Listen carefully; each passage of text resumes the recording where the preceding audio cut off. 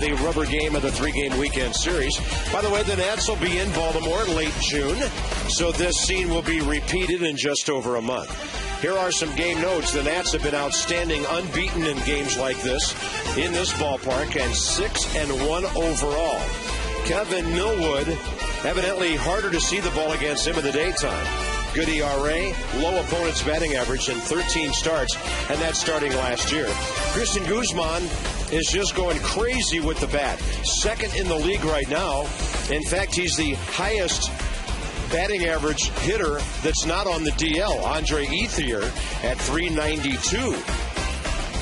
Here's the Southwest.com lineup for the Orioles. They're 8th in the league in hitting at .255. Only Seattle has scored fewer runs, 6th in homers. And Adam Jones has had a great series.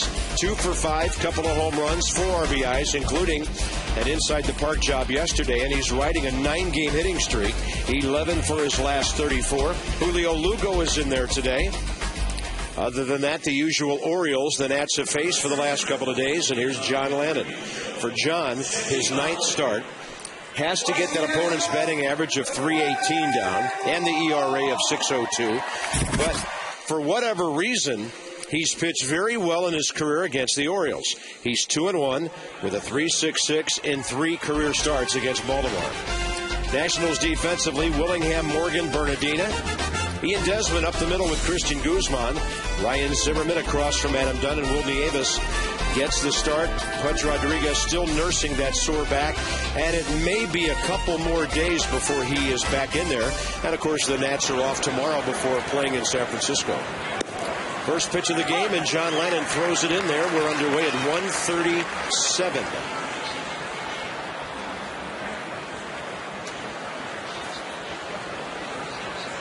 Corey Patterson, 2 for 9 with an RBI. Lannon keeps it away from him, and it's 0-2 quickly.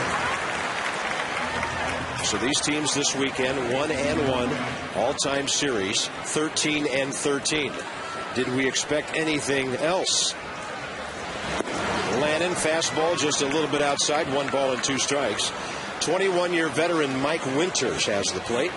Brian Runge, Mike Estabrook, and the crew chief Jerry Lane around the bases. Here's Lannon's 1-2 pitch, and Corey's late for a fastball in on his hands. By the way, the Nats have made a roster move in the last 24 hours with Scott Olson being DL'd. Justin Maxwell, the former Terrapin, is back, hitting .267 at AAA Syracuse and 7 for 19 over his last 6 games. Patterson gets it up the middle to lead off the game for the Orioles. Visit TrainSearch.com to locate an independent Train dealer near you. Cloudy skies, 73 degrees. They bring us our game time temperature. It's hard to stop a train. Nick Markakis will be next. Rob Dibble and Jim Palmer have run the stadium, and they're back up here on level 7. John Lannon continuing not to be able to get lefties out, Bob, and he's got to either come up with some kind of slider, cutter, or a breaking ball and be throwing it right at those lefties' front shoulders. You cannot have lefties hitting .450 off of you. Wow. Here's another one, Markakis. Well, .452 before Patterson's hit. Yeah, and he was only 1 for 7. So when you get 2 strikes, it's just kind of a lazy breaking ball. So he was able to, I mean, it was a nice approach by Corey, able to hang in there with 2 strikes, slap it up the middle, and now you have speed at first. Markakis on a 6-game hitting streak, 9 for 24. And in this series, 3 for 9 without an RBI, has scored a run. And the one thing Nick can do, and I'm sure that John Lannon, at least he should be aware of it, I mean, he comes in hitting .373 against left-handed pitching. So it's not just maybe your typical lefty where they struggle a little bit and the numbers go down. And they play him the right center. I have no idea why Nyjer Morgan would be in right center field against Markakis. Almost everybody in the American League, they play him. Now he's moving over. He just moved 4 feet. Maybe he's listening. He has our game. I think he does. Here's the overhead shot, Jim, of John Lannon. and he's way over on the third base side. So I think that he's made a conscious effort to move his body over, so maybe it'll move the pitch over 6 inches when he throws it to him. But, I mean, to me, it's more of a question of moving these guys off the plate. The lefties are comfortable. They're able to keep that front shoulder in. And we talked about why Markakis is so successful. He keeps that front shoulder in. Well, John's got to knock him off the plate. Way outside, 2-1. I mean, you can't pitch outside if you don't set it up inside. You got to rock him back on his heels, then go away from him. Yeah, I think, and we'll probably discuss this, he's probably more comfortable, and its numbers surely show it, more comfortable to right-handers. And he probably sees more right-handers, and the first thing he sees when he goes to throw, he sees a left-handed batter instead of the glove. And you can see way outside for ball 3. And it's something you really have to work on. I mean, this is his, what? This is your livelihood. Yes. Well, yes, you do. I mean, I say it about a lot of our starters. Last year, too, we started the season with 4 rookies. You know, okay, you're a rookie. You're getting a great opportunity. That's the way I look at it. You're in the major leagues. You're getting an opportunity. And who wants to be throwing 87-mile-per-hour fastballs on 3-1 counts to a guy that wears out lefties in the middle of the plate? And he got away with it. It's not the way you want to pitch. No. I mean, it'll work out once in a while.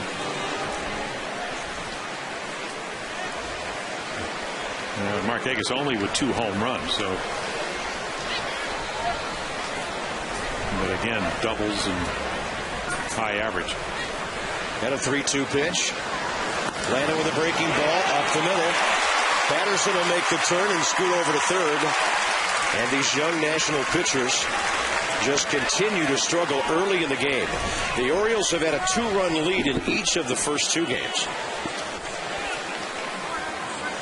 Well, he fell behind to Markakis, who hits lefties well, but you saw how he just hung in there. He probably expected an off-speed pitch. It was a decent curveball, but because the guy's so comfortable in there, he just hung out and waited for it to break, and then he hit it back up the middle. Hey, Rob, let me ask you something about your observation about Lanham being over the third base side against lefties. Is he just sending a message now that I'm not going to throw inside? How can you throw inside to a lefty from that side of the pitcher's mound? It's a real good point there. It's a good point there, Bob. You should be a pitching coach. Exactly. Well, I think he listens to me harp on a lot of stuff every day. But it's true. I mean, you've got to throw sinkers to get it inside, or else a 4-seam right at the guy. Double play ball. Guzman to Desmond. Nationals turn a 4-6-3. Patterson scores. And Washington, 6th in the National League in double plays, turns number 44. When John Lannon's at his best, the outs are coming on ground balls. Well, one of the things I had to look for today was minimize mistakes or pitch out of jams, and that's the thing. He did this very well last year, Bob. When he got guys on base, he was able to roll over a double play, and so he got that done. But once again, he had to wait for a right-handed hitter to get there to get the guy out. And that's his comfort zone. I mean, the reason he's over on the third base side, I mean, that's what Jamie Moyer does. And those guys usually, they give you a better angle into righties. Yep. And then the 2-seamer and the changeup down and away. And then it's not that you're going to throw that many balls in. But why not move over to the first base side with a lefty up there? I was going to ask you that. Does anybody do that? I did it. A lot of my guys whole career. Good pick by Adam Dunn on a low throw by Desmond. Inning starts off rough, gets a little smoother for Lannon. Baltimore gets 1. How does Chili's make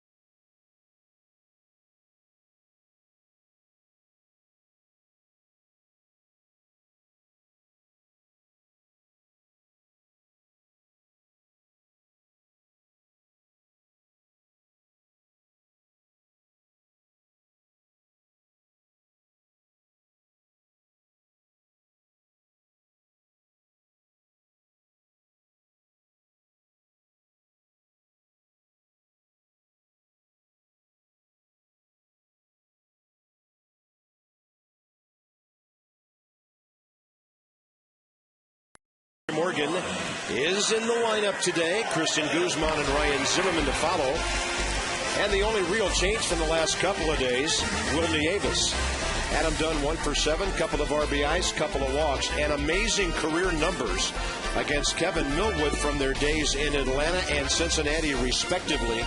That will be the matchup to watch here today. Millwood 155 career wins.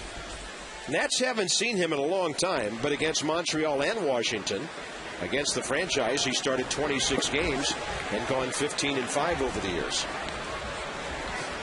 Well, he's a pitcher. And, Jim, what's up with the 10 home runs? Well, 9 of them. In our opening, we talked about the fact that 9 of the 10, only one on the road. And that was in his first game down in Tampa Bay. And he's got some power guys down there with Pena and Longoria, Zobrist, people like that. Yeah. But at Camden Yards, he's pitched well. It's just, they've hit it's a pretty intimate ballpark. A lot smaller than here at Nationals Park. Nigel Morgan 2 for 5 with a sacrifice in the series, and a whole lot of other things going on. But Jim Riggleman said he doesn't see a reason to punish his guy by taking him out. Jim? Yeah, well, there you go. Familiar with the National League because he came up with Atlanta and then also pitched with Philadelphia. It's been done before, and that's the numbers you talked about. And how about 8? That's what Dave Tremblay, the Orioles skipper, wants out of Millwood, and he's done it on 3 occasions out of his 9 starts, 7 innings, about 4 other times. I mean, he's pitched deep in the game. He doesn't throw like he used to, but again, at 35, you wouldn't expect that. But he has a good idea of pitching. Cuts it, turns it over. Even they'll throw that curveball, not a lot, but he'll show it to the left-handed batters. Morgan slaps one up the middle. Each leadoff guy getting his respective job done here in the first inning. And Nigel Morgan's 3 out of 6 for the series. Let's take a look at the defense behind Kevin Millwood. Patterson, Jones, Markakis, Tejada will play third. Lugo will take Izturis' place at shortstop. Wigington still at second. Scott over at first base. Matt Wieters, second straight day behind the plate. He's actually played pretty well over there. Yep. But he's in there for his bat. And why not? As hot as he's been. So's Guzman. Yeah. On base 6 times in this series. Guzman 4 for 8, and he actually leads the National League in hitting among players who can play right now. Andre Ethier is hurt, hitting .392. And Guzman number 2 overall in the league, and Ethier will run out of at bats to qualify for the batting lead fairly soon. Rob, when we were down on the field, he said he looks taller when we're down on the field. He's much bigger when you stand next to him. He's 6'1". Yeah. I said, how tall? He said 6'1". I said, well, you're hitting like you're 7 feet tall. I'm telling you. And that kind of. But every time we see him, he hits nothing but line drive. He's going to drag a bunt by the mound. Looks like a base hit. Tie goes to the runner. And the Nationals have 2 on, nobody out. Rob and I have asked the question many times, why doesn't Nigel Morgan bunt over there? And Guzman shows everybody how it's done. That was beautifully done, and that's exactly what you have to do. We've talked about Nigel always tries to go to the third base side. This is a first base. You're taking the ball with you, and he just gets it by Millwood. Luke Scott has to come in. We just talked about him, not a regular first baseman. So on the drag bunt, Guzman gets another hit, but once again, it's execution. You have to execute that properly. Once you get it by the mound, that's when it's gravy. And at the age of 32, he still runs well, especially batting left-handed. So here's Zimmerman, 3 for 7, still looking for his first RBI in this series. He has walked 3 times, so Ryan's been all over the bases, and Millwood misses away. Well, his cut fastball, or his kind of almost acts like a slider. If it's not working, he will not get your 8 innings, because again, he may have thrown a couple pitches over 90, but he's usually comfortable at 89, 90 miles per hour, and then just cut it and make it move. Zimmerman pops it up right side. The breeze could hold it in, but not close enough for Luke Scott. There's not much of a breeze blowing today, but it's from the first base dugout out toward the left field corner. Well, you've watched Millwood a lot this year. Would you say his 4-seam straight? Well, he doesn't throw a lot of straight pitches because he throws a lot of 2-seamers. He cuts the 4-seamer. But like you said, when they're not cutting, they're not moving. Well, but his other stuff's really good. Yeah, but most of the time he's able to do that. And again, at 35, pitching is what? Feel and touch? pretty good idea. 1-1 to Zimmerman, who's also in the top 10 in the league. Ryan's batting .318. He gets jammed. That's a double play ball. Unless they take out the second baseman, and Guzman can't. Well, he looked out to me. What happened over there at first base? Brian Runge might have caught Luke Scott for coming off the bag. They say don't assume the double play. We thought it was two. Well, watch where his foot might even be. He might not even be touching the bag when he's standing there. Well, it looks like they just called it a tie. Yeah. Wow. Ryan Zimmerman, because he hits the ball sharply, does hit into a lot of double plays. That would have been number 7. Instead, the tying runs at third base with 1 out. But he's always hustling. Yeah. I've never seen him not run out any ground ball double. He is, as soon as he hits it, he's running as hard as he can, and that's why he makes a lot of those plays close, and that's why he got the tie. Yeah, I mean, if you're Millwood, you want to face Dunn, who's wearing you out with the 6 home runs, 8 for 17, with 2 outs, or in this situation. And Adam Dunn's going to pop it up on the very first pitch for Luke Scott. Yeah, there's your cut fastball. Just a little movement in on his hands. Now, I ran into Tom Boswell, who writes for the Post. He said Dunn didn't even know that he hit Millwood as well as he does. But I'm sure someone told him. Yeah, probably Tom. Yeah, and I wouldn't want to be that guy right now. Yeah. You don't want to know how well you do against guys. And once again, I'm so superstitious, but you don't want people to tell you that you wear somebody out or that somebody wears you out. Although you already know that if you're a pitcher, you've had nightmares about certain guys. But here's Josh Willingham hitting .260. But that was just good execution on the cutter. Yeah. I mean, if that's and there's a lot more guys. I mean, that's something that Dave Duncan teaches in St. Louis, and he's made a lot of guys' careers reclamation projects and had them come back. Wind has shifted now. It's blowing in from right field.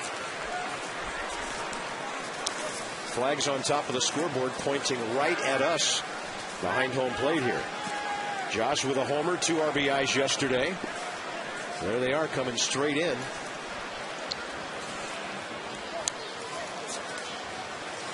By the way, Jim, if you're wondering about the blank flag up there, the one on the right, they're waiting to write in a year for a championship on that one. Well, that's optimism. I like that. Representing the Senators on the other 3. Either that, they're waiting for Dibble to sign it. I'm not sure which. 1 ball and 1 strike. Well, when's Strasburg getting here? And Willingham will take one. Ooh, that hurts. Josh Willingham gets hit by a number of pitches. That'll be the 5th of the year drilling him, and the bases are loaded. Well, the Orioles feel that you got to pitch him in. And why not? Yesterday, take a look, real speed.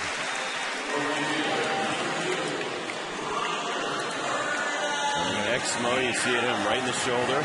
Well, you don't want to mess around head high. No. But you got to pitch him in, and of course, a lot of pitchers, even the veterans, sometimes not as comfortable. More comfortable away. It's not an easy pitch to throw, though. I mean, we talk about it a lot, but if you're a guy that's always trying to throw downhill, trying to throw it knee and ankle high, and then all of a sudden you shift and go, okay, I'm going to try to aim this right at the letters and right underneath your armpits. And like you said, you don't want to be up by someone's head. Big spot for the youngster Roger Bernardina, who had 2 hits, including an RBI triple in that decisive 4-run 6th inning yesterday. Bernardina hitting .277. A couple of home runs and 9 RBIs.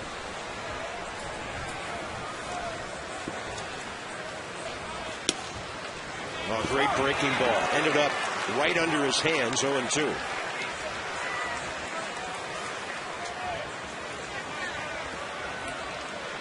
Again, Wieters moves in. There's that little slider. Yeah. Some days the cutter will be a little bit bigger. And you'll get a little bit around it. It almost looks sometimes like Mariano Rivera's. I mean, maybe not that good, but in the same ballpark. Wow. And he goes with the fastball away. 1-2. Well, this is a good four-seamer, Jim, and so when he does throw it, he throws it off the plate. Well, for a young hitter, you know, how do you want to get him out? Is he a better fastball hitter? He hit the triple was on a hanging breaking ball right down the right field line. I would imagine they'd want to get him out in or soft stuff. Bernardina hits that ball well to center. That is off the glove of Jones. 3 runs will score. Bernardina going to third. And we were probably one deflection away from seeing our third inside the park homer this week. Nationals pick up 3 runs on a drive by Bernardina. Well, Millwood makes a mistake. He leaves the pitch up and out, and Bernardina has great power for an outfielder that you think he's just a slap hitter. Jones makes a valiant try, and he clears the bases with 2 outs. RBI total goes from 9 up to 12. First time Washington's had an early lead in this series. What do you think the pitch was? Fastball right down the middle. It wasn't supposed to be there. I mean, trying to probably get it in. And here's Ian Desmond, who's hitting .269, but he's hitting 103 points higher with runners in scoring position.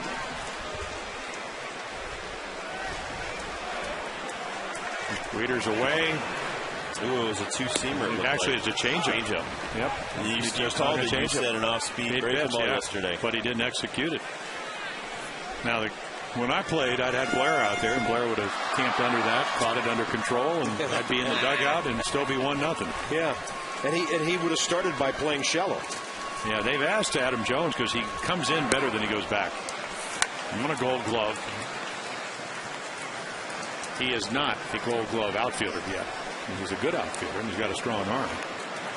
But they said, you know what, you come in better. It's the most difficult play. You have to find the fence. You've got to be under control. You could see that wasn't the case because the ball was hit so hard. That's strikingly similar to a play we saw yesterday. Yeah. The only difference is he got up and hit the cutoff base. Exactly. That's what I mentioned. That ball, one deflection away from rolling along the wall, and wouldn't that be something to see 3 of those in a week? Well, this looks like Wieters gets crossed up.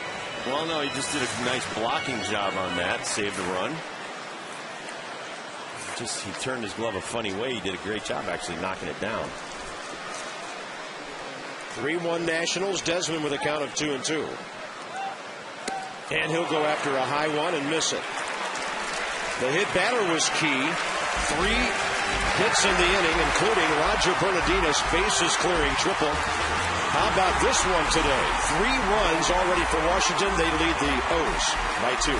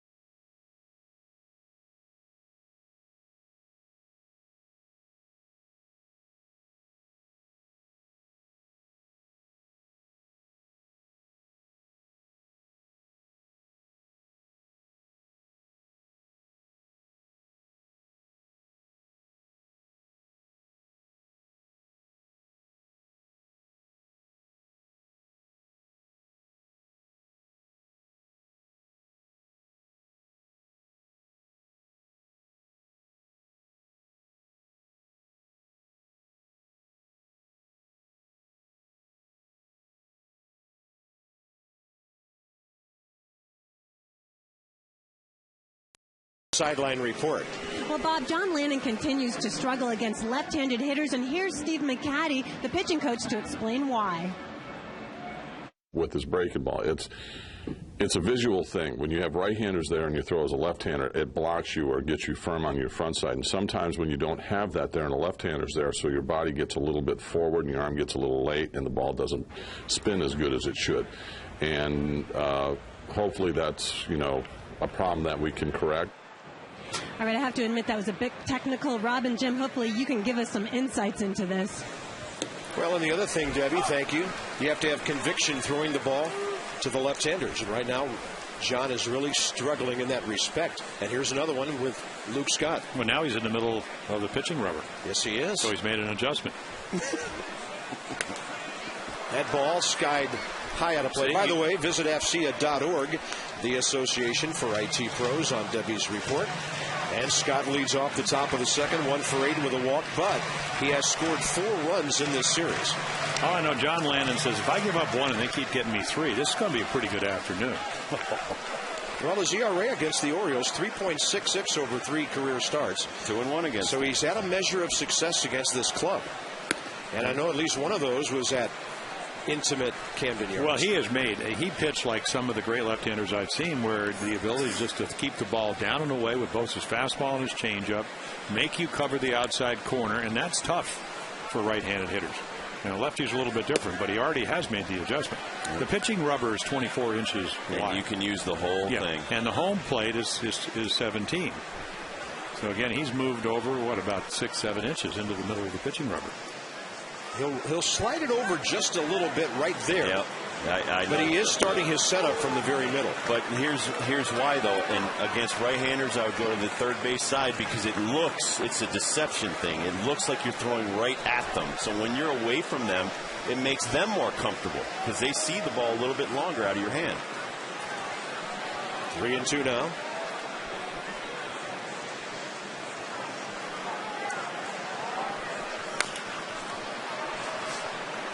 I mean, I don't know what Jim thinks about this, but a lot of what I was taught is to make the hitter uncomfortable. Anything I could do, more arms and legs coming at you, more kind of the wild, crazy thing, especially when I was relieving. Anything to put that doubt in the hitter's mind is a good thing for you. Well, you had velocity. You had deception. Did you have good command? Had very good command. Okay, so there's 3. That ball sounded funny off the bat. Lannon throws out Scott. Top of the second underway. And you had good movement? Yeah. And you had good movement. Those 4 things are right on the top of pitching coach's list. The 5th thing is, and we've just seen it, is adjusting. Yes. And just like with hitters, I mean, you have to adjust sometimes in and at bat. I mean, and I've talked about this with Bob many times. You have to pitch according to the game. Your team just got you 3 runs after you gave up a top of the first run. You got to shut down your opponent right here and make a statement to your team. Listen, you had my back, now I got your back.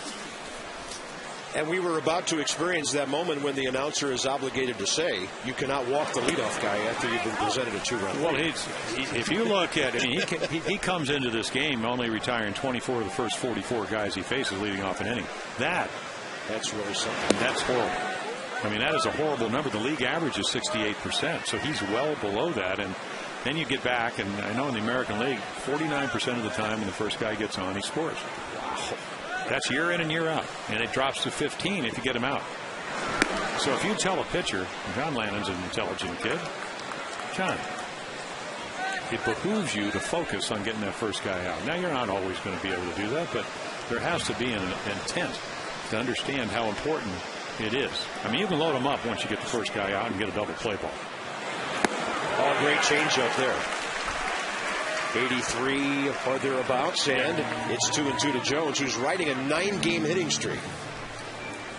Circle change, squeeze the ball, make the circle on the inner half, and then throw it like a fastball. And it's one of the reasons he does so well against the righties. Almost had him reaching. Brian Runge says no swing. But another great lefty in our division, Johan Santana. I mean, he will double and triple up on left-handed hitters with that changeup. I mean, if you keep it down, it's still a good pitch to the left-handed hitters. It's only when you get it up and it backs up in their face and they kill him. Got the ball ripped to the right side. He had him protecting the outside part of the plate. Guzman picks it up. And a couple of ground ball outs. In fact, all 5 of John's outs on the ground. Every Thursday, Friday, and Saturday, Miller Lite Party Night at Nationals Park. Get a Scoreboard Pavilion seat, a drink voucher for $20, $22 for premium games. Make sure to come early for the pregame happy hour at the Miller Lite Scoreboard Walk Bar featuring $5 beers. If you tell them you've met Jim Palmer, they'll waive that extra $2. That's right. It's on me. Here's Matt Wieters, 1 for 4 yesterday. Even though 22 is my favorite number, because that's a good number. That's the one they gave me. Willie Harris. That's why he hit that long home run. And he's wearing that number. Magical number. Yes. Well, the Nats are 22 and 22, Jim. Yes. Here we go. By the way, I don't know if you guys heard this from the Open. First 2 days of interleague play. Yeah, 14 and 14. American League 14, National League 14. So this is the rubber game for all of baseball, at least for the moment. Well, and the Nationals have played much better in interleague play over the years than they have against their own league. And so have the Orioles. Orioles had a nice interleague record. What, 11 and 7 the last couple of years? Well, I think we match up better. Obviously, even when Barry Bonds played with the Giants, we'd go out there and we won 2 out of 3 there. And I'm going, you know what, we can pitch around Bonds. Have to deal with it. You get those 2 outs at the bottom of the order. 3-1 to Wieters. Lannon gets one on the corner. But, you know, the one thing in John's defense over his last 2 starts, and he's looking much better today, is when he hurt his elbow and had the soreness in his elbow, he wasn't getting over that front leg and following through. And he's doing a much better job, although he walks Wieters right there. In St. Louis, he did a much better job of finishing his pitches. And I talked to him after that game, Rob. That's exactly what your analysis was. He said he felt like he was really completing his delivery. Well, when you hurt the flexor part of your forearm, those are the major muscles, the bundle that comes into your elbow, and it doesn't allow you to extend. So you lose command, you lose velocity, you lose life on your pitches. You can't finish them. And if you can't finish them, and you can't turn the changeup over, you can't stay inside the ball as well. That's how you get the 2-seamer. So it makes sense. And you just try to do a lot of hot and cold, a lot of treatment. Back off your throwing a little bit. And then hope it gets better.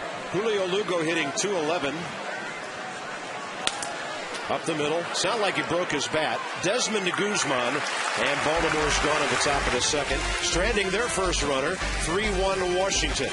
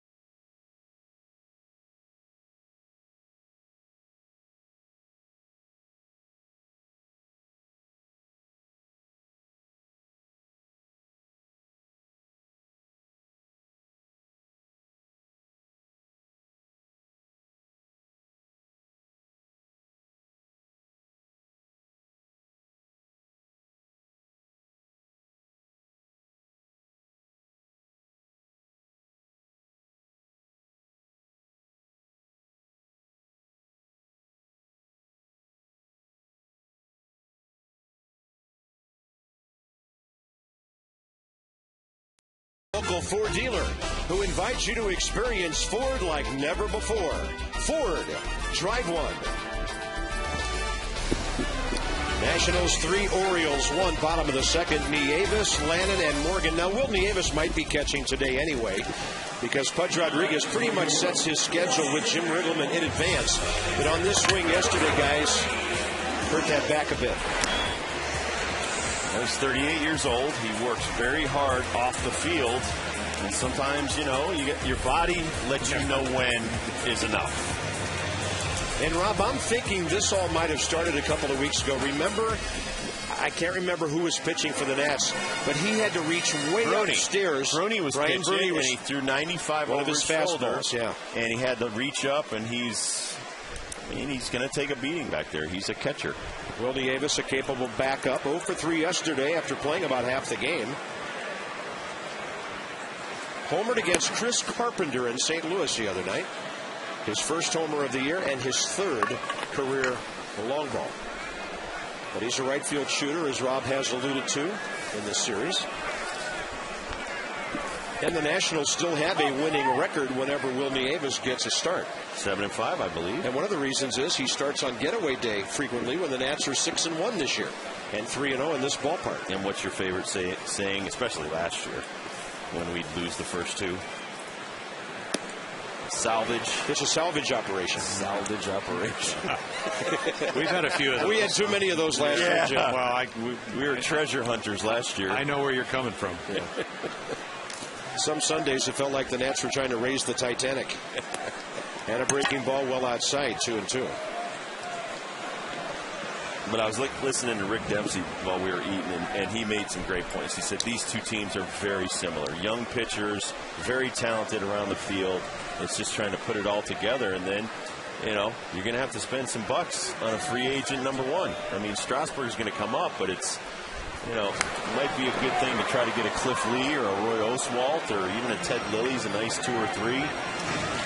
Well, Oswald asked to be traded, so of course, I was reading today the Angels might be in it, the Mets, the Nats. And again, they're going to want. They're going to want a boatload of players, but it's But is he that good? I mean, is he like Cliff Lee or Sabathia? I think he is. On a 2-2 pitch, Will Nieves, a typical right field hit. It's unbelievable. And the Nats have 4 hits out of their first 8 batters today. Let's talk about the Luna double in the second inning, all things deuce, and it's fitting that number 22 sitting here. Guys who've played for both the Orioles and for the Nationals. The active ones are Corey in orange and Willie in red. Interesting list. Call today for the Luna double. Get your second room of flooring free at 877-241-LUNA. Did you have to put Daniel Cabrera up there on that list? Yeah, I was wondering about that. He was a little bit better with us early on. It was painful to watch last year. Well, that's a separate category, guys. He was wild for both teams. And a breaking ball drops it. Sorry about that. Well, it's a shame because the kid's so talented. Well, he was. He was. I mean, something happened because when he came up, he was throwing 96, 97. I mean, I still remember a game with, 11, 12 strikeouts against the Twins, and Ron Gardenhire said, we saw Roy Halladay, and this was as overpowering a pitching performance we've ever seen. And then we just didn't see it after that. Couldn't feel his position. One to Lannon trying to sacrifice here.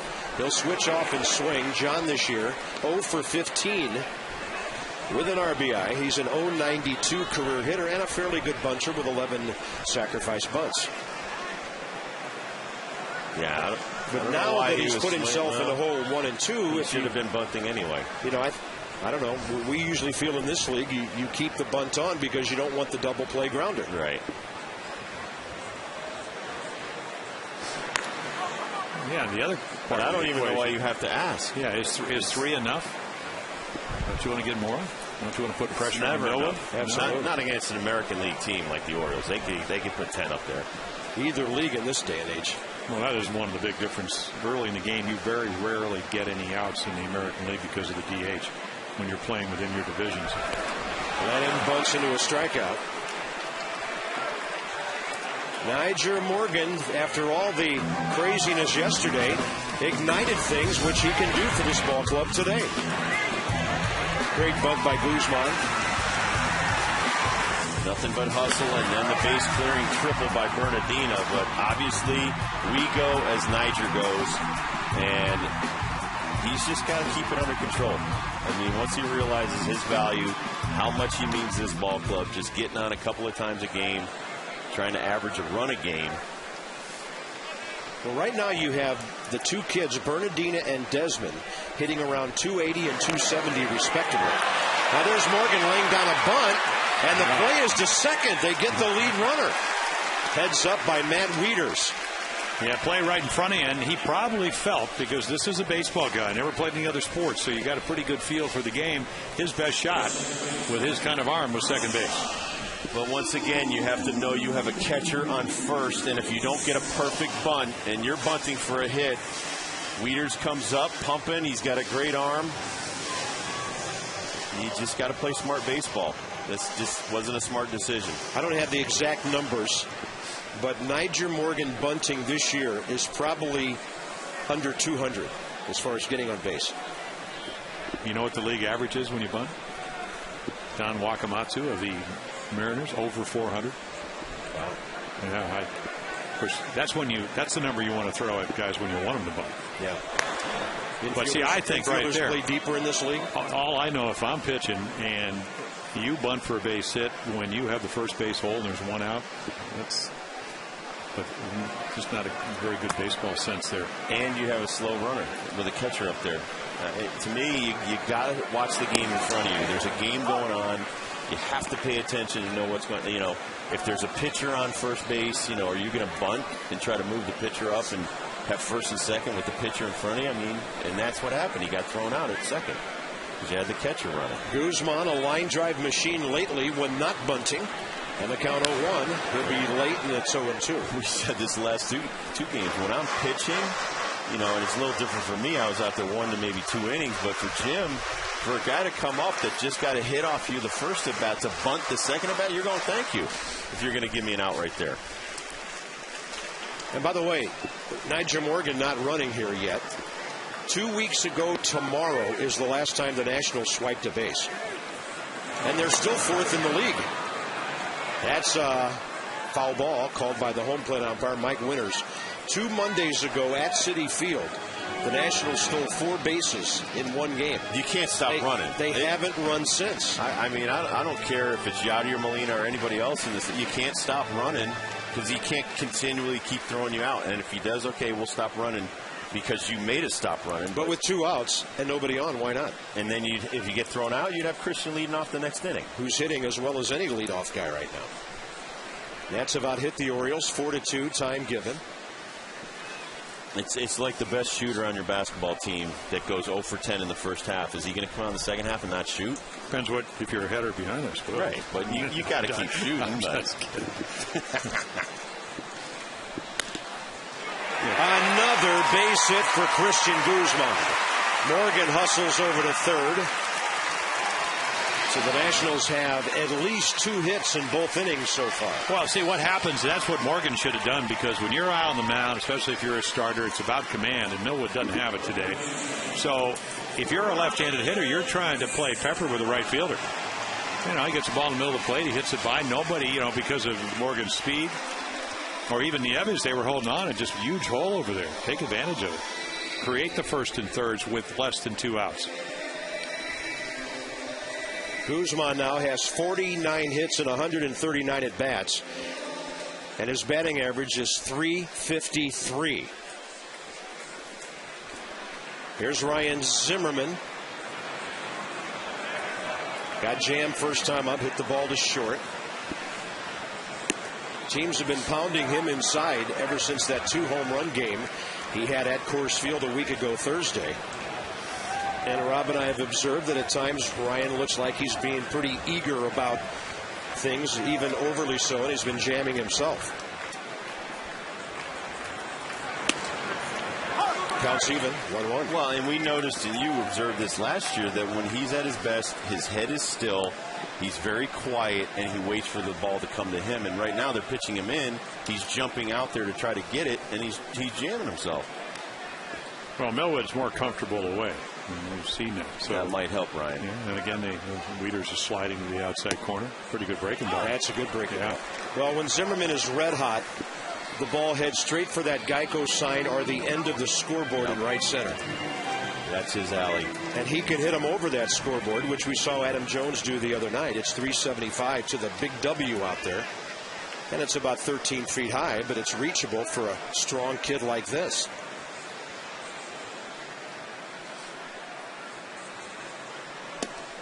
Oh, he's going to get rung up by Mike Winters on what appears to be a generous call. Zimmerman doesn't argue much. He'll say a few words and walk away. After 2, Washington on top 3-1.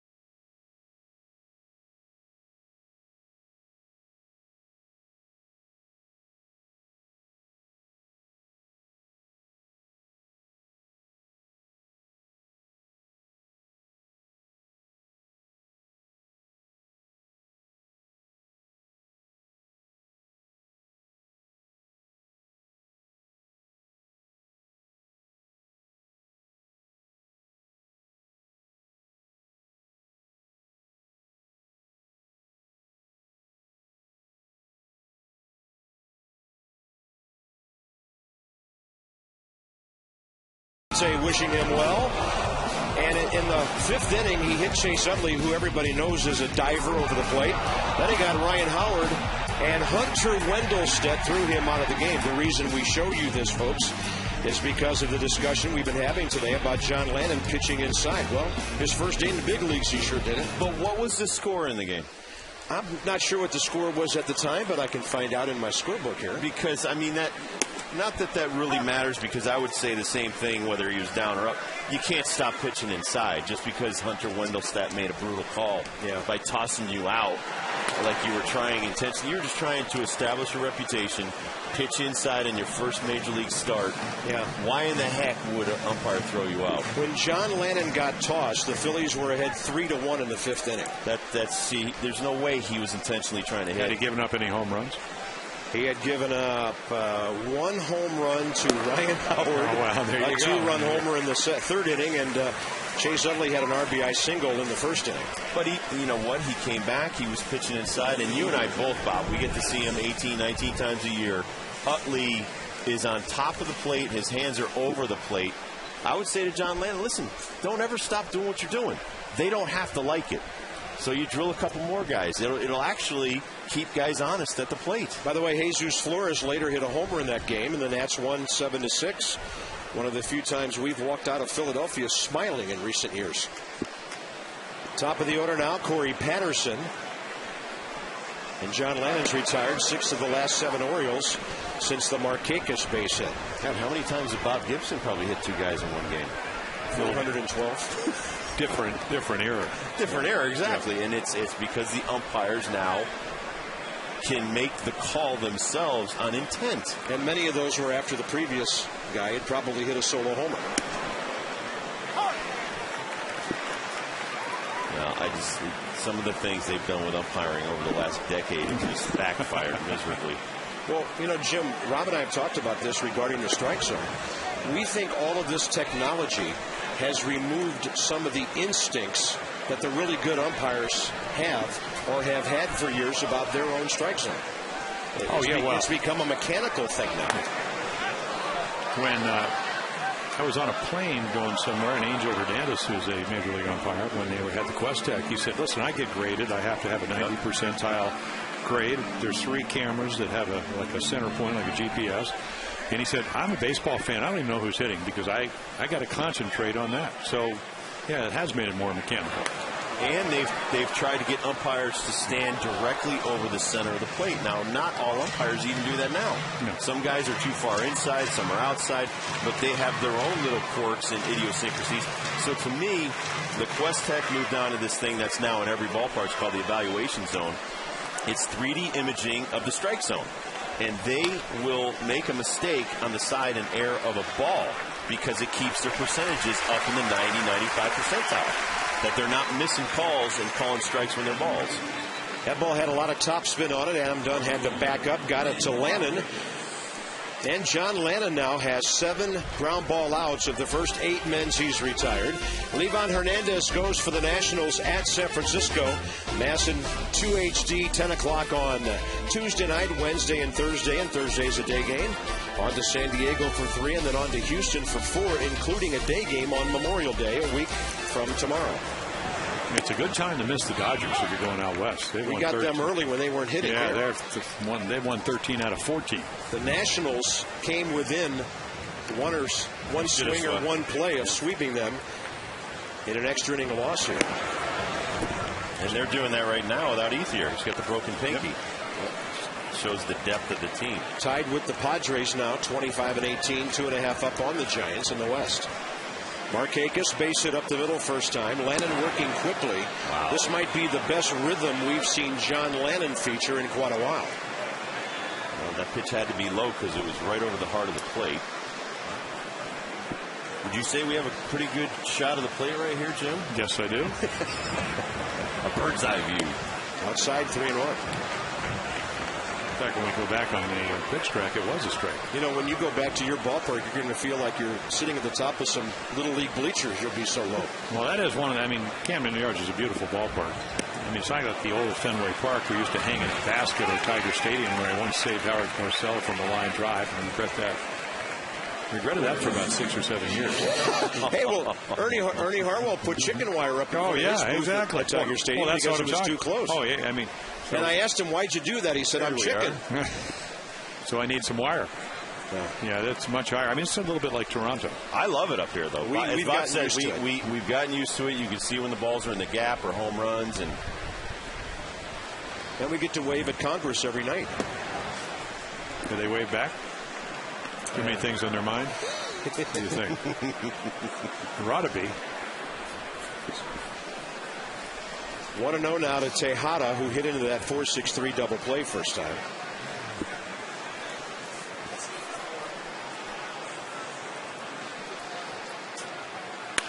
He rips this one. Guzman has it. John Lannon finally getting some scoreless innings.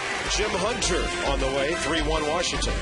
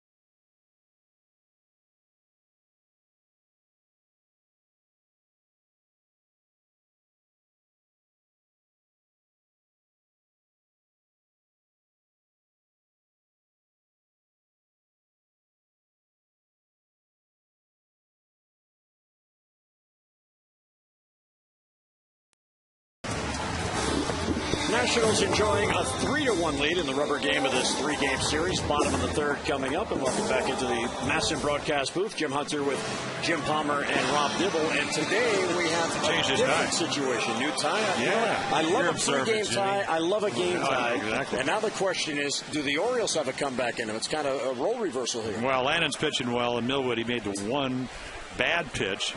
Almost got saved by Adam Jones. Couldn't come up with it. And the Nationals get 3 runs, and they had the lead. It's about momentum. Adam Dunn will lead off, and he is hit by a pitch. Second batter hit in this game by Kevin Millwood. So maybe he does know what the numbers. Millwood probably does know what Dunn has done against him. Dunn didn't know what he had done against Millwood. So a leadoff base runner is on for the Nationals each of the first 3 innings. And that's put the leadoff man on. And that'll bring up Josh Willingham, who had a key at bat in that first inning. He was hit by a pitch that loaded the bases. And then Roger Bernardina came through with a bases clearing triple. High fly ball left center field. Corey Patterson moving in on it. Battling that breeze, moves a few steps to his left, and he has it for the out. 1 down in the 3rd inning. You know, I worked with McCarver when we did ABC, 3-man booth. Never did he change ties in the middle of the game. Everybody was ripping me. They hated the tie. Well, Adam Dunn didn't like it. He said you got outdressed today. Well, I'm impressed he had a spare. Well, I have a few ties in my bag. I mean, I usually, when the games are over, I take the ties off, put them in my bag. We're traveling, and just happen to have a spare that matches this. Well, maybe it doesn't match. Yes, it does. Oh, no, it does. But you keep looking. You said I had a spot on the other tie. You made me self-conscious. Oh, I'm sorry. Jim is, after all, our GQ rep on Orioles Massing. If he approves it, you know you got something good going. I like that tie. Thank you. That's a hint. It'll play well in San Francisco. Bernardina, the 3-run triple in the first. They got the Nationals the lead. And he takes outside. His 2nd triple on the year as Millwood still in search of that elusive first win as an Oriole. Yeah, he did not make a good pitch. I mean, a change up in the middle of the plate. It got waffled. Jones almost ran it down. Probably without the wind, it might have maybe even gotten out of here. Well, they may have video of our series against the Cardinals with Bernardina against Chris Carpenter. He can make anybody look sick with his breaking ball. And he got Bernardina 2-3 times just looking terrible on breaking balls. And so now everybody's throwing up slow breaking balls to him, and he's hit 2 of them really hard in this series. Yeah, see, that's it. That is not what Kevin Millwood does well. He throws that curveball every once in a while, and it's just hard when you don't throw it very much. Such a feel touch type pitch that he kind of drops his arm slot a little bit and just kind of usually meanders outside, which is better than down the middle. There's another one. Now, see, that was a good curveball, and that's a strike. He was fooled. Yeah, Mike Winters, probably that's why he's an umpire. He couldn't hit a curveball in Little League because it's really hard to track. I mean, if this curveball, it's not where you get it. It's not where you catch it. It's where it goes over the plate. Yeah, and relatively the knees of the hitter. That's a beautiful pitch by That was a beautiful curveball. That's the best one he threw all year. Yeah, a strike 3 called on the fastball as Bernardina thought he had ball 4. So 2 men down on the 4th strikeout for Kevin Millwood. Well, he pitched with Maddox.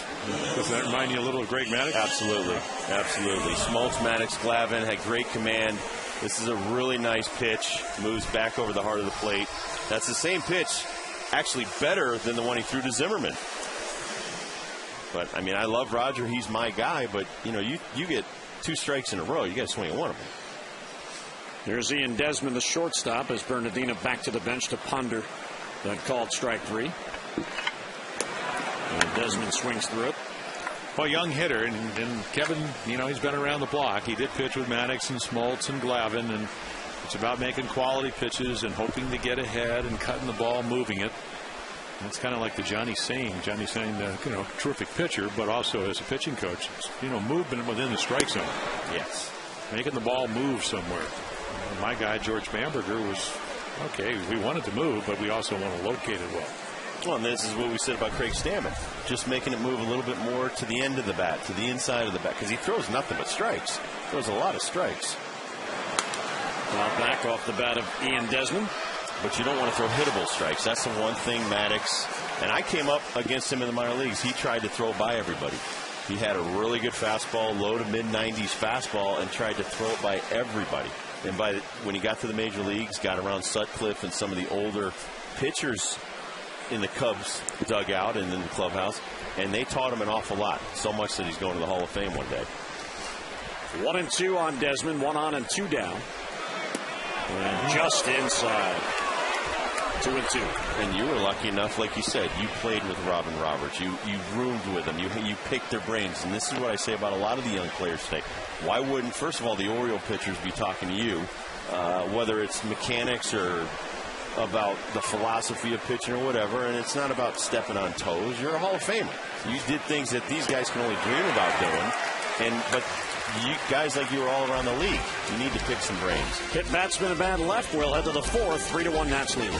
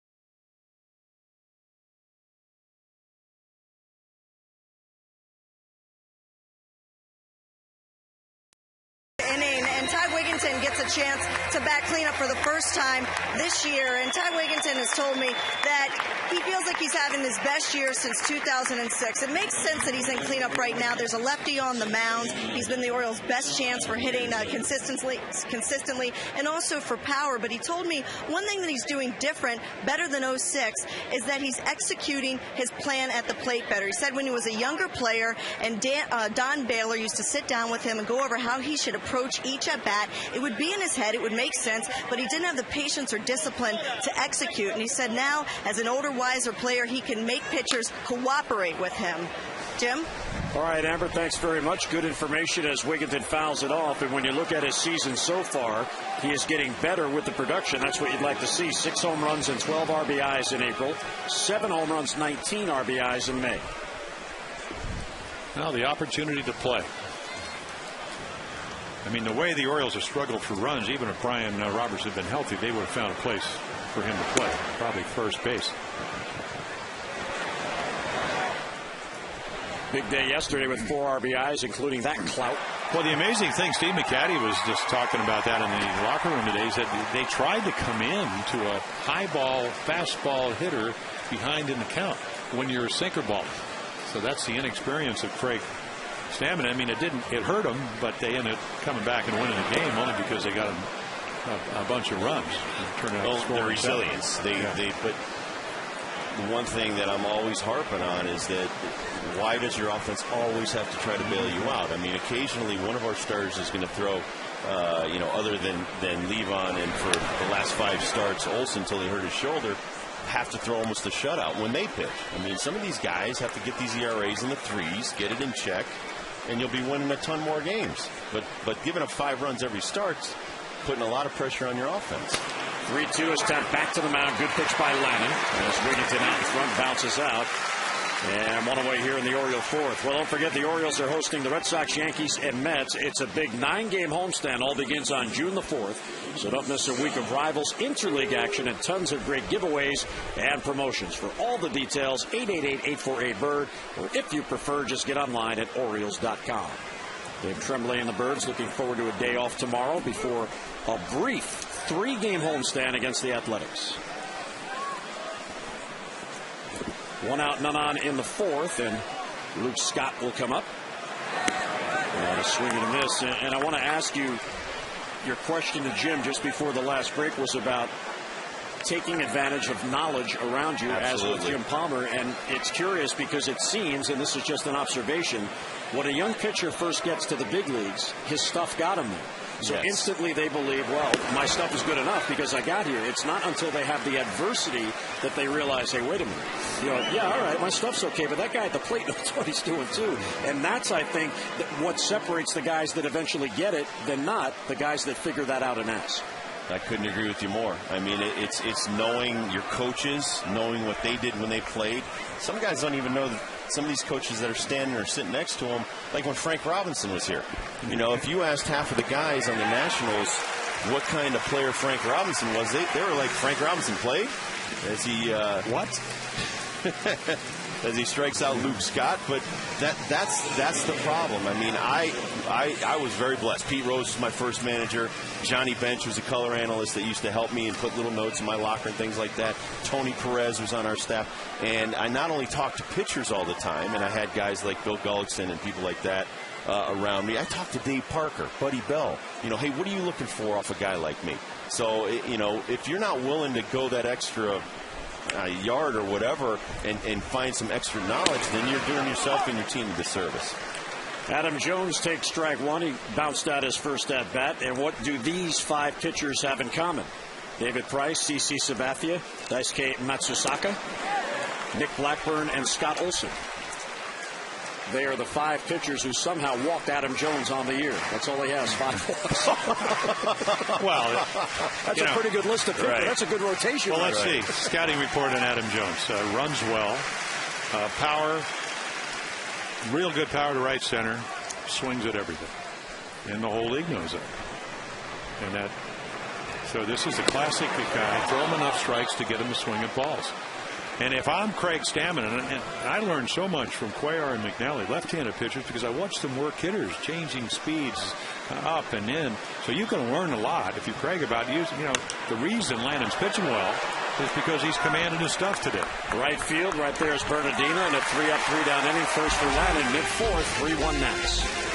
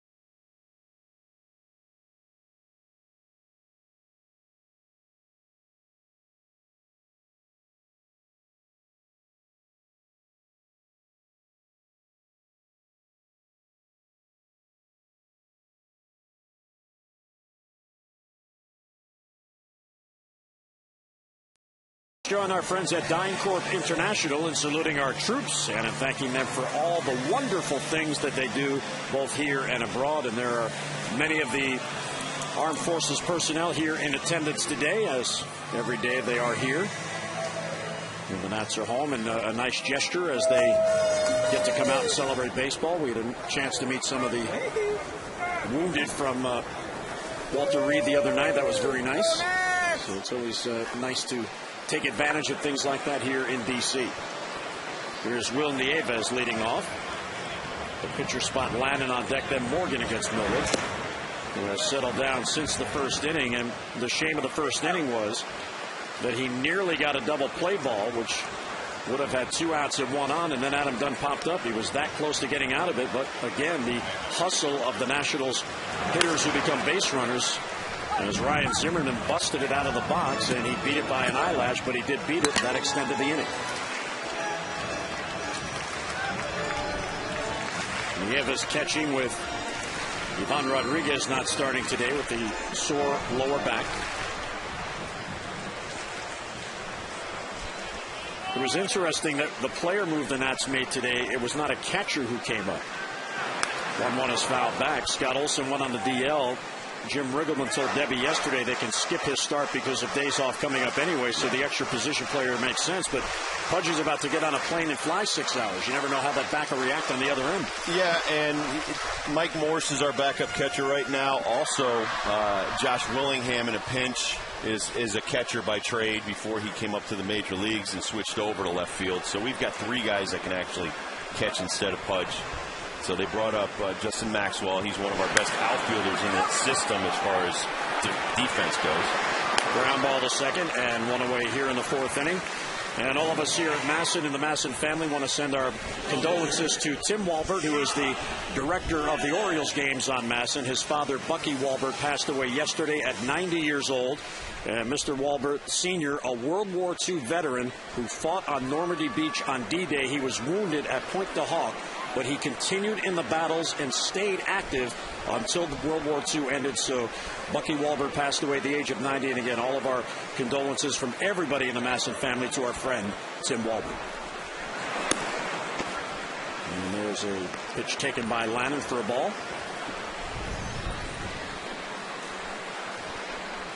Lannon struck out his first at-bat on a bunt attempt on strike 3 that went foul. And that's over but low, 2-0. And not a lot of low pitches called, he says, of yet. That's today, anyway. Yeah. I mean, you want to stay down there, and even though Kevin Millwood does pitch up in the zone more than most guys at 35. And they're saying, I mean, did that look like the same pitch? Yeah. It did to me.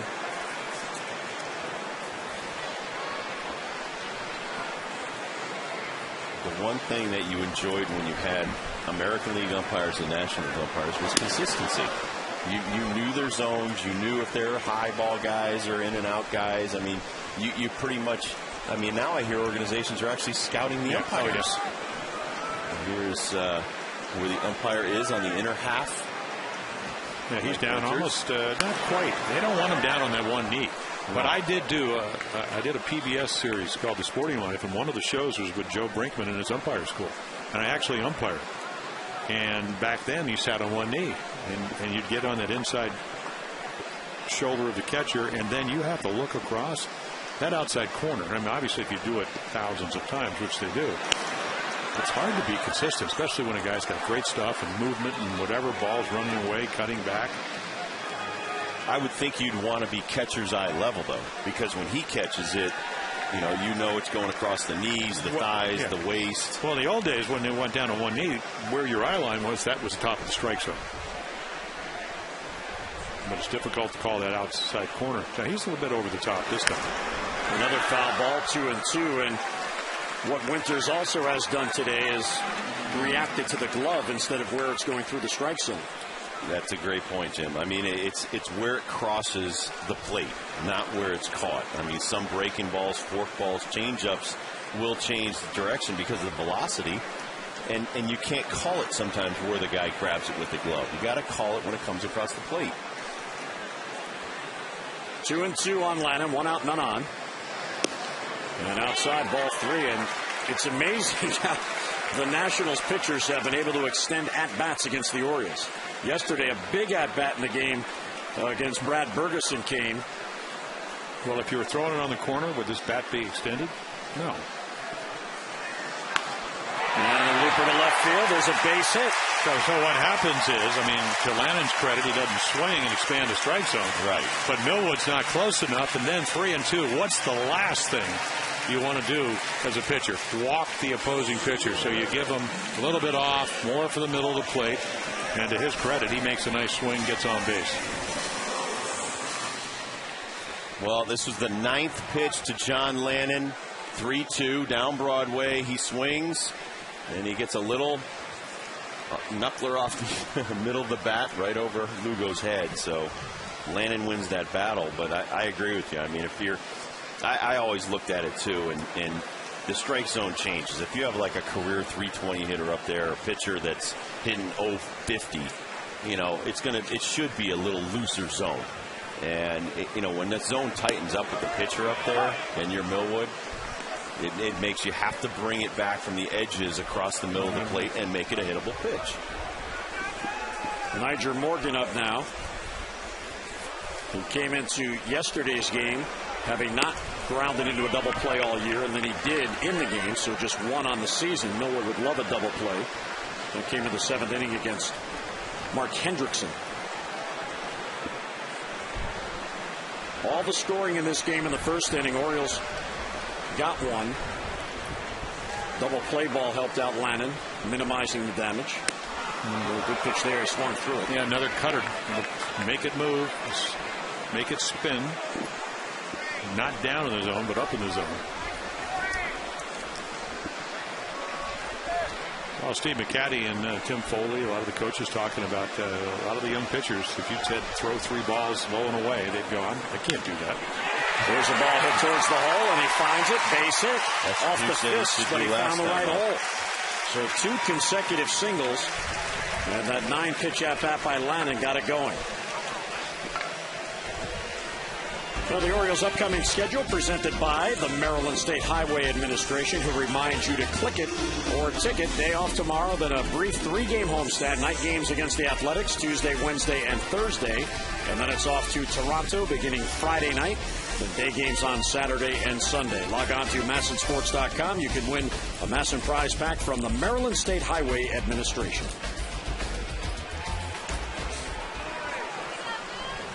Seven hits now for the Nats against Kevin Millwood. And the hottest of the hitters comes up, Christian Guzman. Well, I always felt when I pitched before the DH, if the pitcher was getting on base, I was going to have a long afternoon. Sky to left field, first ball swinging. Corey Patterson backs up. Has it for the out, 2 men down, and so downstairs once again and visit with Amber. Well, Jim, if you take a look at the scoreboard, Kevin Millwood now has 73 pitches, and it's only 3 2/3 innings he's pitched. Before the game, Dave Tremblay said, this is the night I need Kevin Millwood to go deep into the game. Last night, yesterday, he needed Brad Bergeson to do that, and he wasn't able to. The bullpen is not in a good way right now. Mark Henderson threw 3 innings yesterday. He's your long guy, so he's not available today. Jason Birkin threw 75 pitches on Thursday, so it's questionable whether or not he would be your long man today. And we know Koji Uehara is not available as well. He had the elbow problems yesterday. He's seeing a doctor today. So of the 7 bullpen pitchers the Orioles came into this series with, there's maybe 5 available today, and that's adding Birkin in there, who we're not sure about right now, Jim. And the only thing about yesterday, Amber, that did work out for the Orioles is Clay Meredith did not get in the game nor warm up. He had worked in 3 consecutive games, so at least yesterday he got the full day off. Why are you not DLing Uehara? If he's not available to pitch every day, he's useless. I DL him. I don't even agree with that. Why would you send him to a doctor? If you guys send a guy to a doctor, I'm putting him on the DL. That's one of my biggest pet peeves. Sitting a guy down and not DLing him if he's useless. Takes a roster spot. Guy in your bullpen. Well, it has been a problem because he hurt the hamstring. He had flexor problems. And DL him. Well, get him healthy. But what? Even when he's healthy, and that was before his elbow started hurting on Thursday night, maybe Wednesday night down in Texas. His conditioning was off because he couldn't run because of the hamstring. Can't use him. Yeah. Can't use him. So again, his rehab should probably be a month somewhere where he can prove he can pitch on back-to-back games. Hasn't done that yet. Here's the 0-2 pitch, down and away, a ball and 2 strikes. Ryan Zimmerman up for his 3rd time already in this game. And Dunn waits on deck. And when you your pitcher knows that he has to go 7 or 8, a lot of times that's the worst thing you can do. It's like telling a guy to throw strikes. You tell a guy to throw strikes, that's probably the last thing he's going to be able to do. You go out there and walk the whole ballpark. The one advantage the Orioles do have today is that it is Kevin Millwood. Exactly. He goes to the mound every game expecting to go 8. I understand that, but I mean, he's thrown a ton of pitches here early. He knows it's basically his job to get the bullpen a day off, and that's not always the easiest thing to do, especially against a patient team like the Nationals. They will sit there and take all day. It's one thing they do well. Well, I think you have to know that. I mean, it's not like you don't get any scouting. You know what I'm saying? Yes. A scouting report where you know, hey, I gotta be aggressive with my stuff. But that's not really the way he pitches. He's always around the edges. And there's an edge call as he gets Zimmerman on a called strike 3 for the second time today. 6 strikeouts for Millward, 3-1 Nats.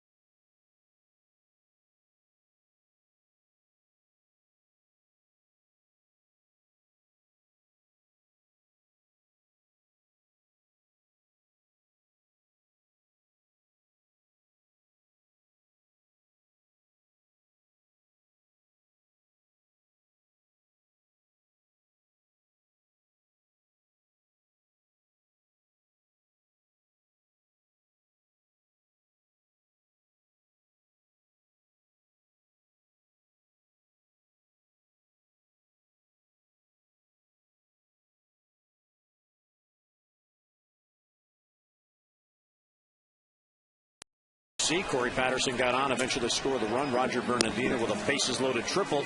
And John Lannon so far getting the big outs, Rob. John Lannon's doing a great job after that 1 run in the first inning. He settled down, started working ahead in the count, and that's when guys put bad swings on the ball. And there he sees Tejada chase a high outside pitch. He had set it up a little bit earlier. He gets another changeup right there to Wigington, 1-3. One of the hottest hitters on the team. And then Luke Scott goes fishing for an off-speed breaking ball. So John Lannon working ahead is helping him big time with these Orioles hitters. Lannon has not won over 6 starts, and 5 of those starts resulted in no decisions. He's only 0-1 over the last 6 games. Just has the 1 win on the year, coming off a no decision last Tuesday against St. Louis. But he always pitches well against the Orioles as Matt Wieters takes ball 1. Well, the Orioles are 3-9 against left-handed starters. So that gives you an idea. They're not a great hitting team, and that's got to help your confidence. That and the fact he's feeling better. I mean, he's making good pitches. I mean, that's what pitching's all about. You don't have to be overpowering. Now, maybe he's thrown a couple pitches 90. He's turned the ball over. He's hit the outside corner. Oh, I truly believe John has the ability with his stuff, and even if he could maybe, refine the break and pitch a little bit more, it'd be a guy that wins 15 to 18 games a year. I mean, he's got the ability to throw strikes when he needs them, and he can get the ground ball off the changeup or on the inner half of righties. He's got to figure out how to get these lefties out, because you can't let him hit between 400 and 500 off of you.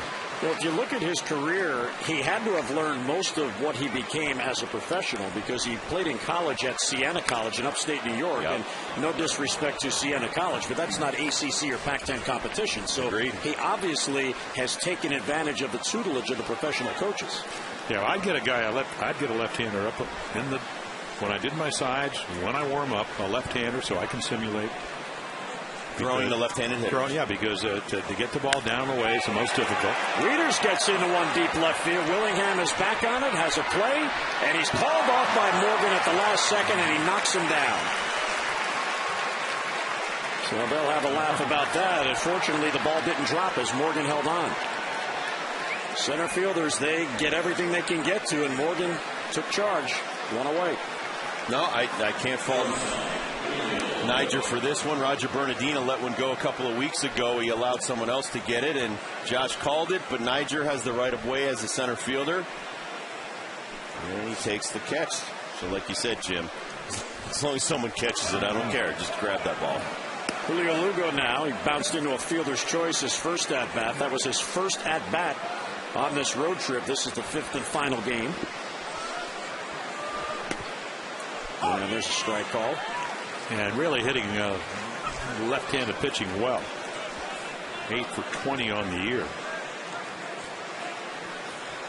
In Millwood's last game, he broke an 0 for 11 with a single, and then the Orioles won in 10 innings. Kevin getting a no decision. There's a bouncer towards the middle, back of the bag. Ian Desmond. He gobbles it up and fires across on the run, and 2 men down. So all of a sudden, that is 6 in a row retired by John Lannan. We welcome you in as our Masson families come together here at Nats Park. Interleague Baseball, the Battle of the Beltways. Jim Hunter with Bob Carpenter, Jim Palmer, Rob Dibble, Debbie Taylor, Amber Theo-Harris, and our extended Masson family crew. Thanks for joining us on this Sunday afternoon. And, of course, it's a rubber game because it's the Orioles against the Nationals. And here's Kevin Millwood batting. And he pops it up shallow right. Second baseman Guzman is over and foul ground. He runs it down for the out. The Orioles go 3 up, 3 down for a second straight inning. Mid-5th, 3-1 Nats.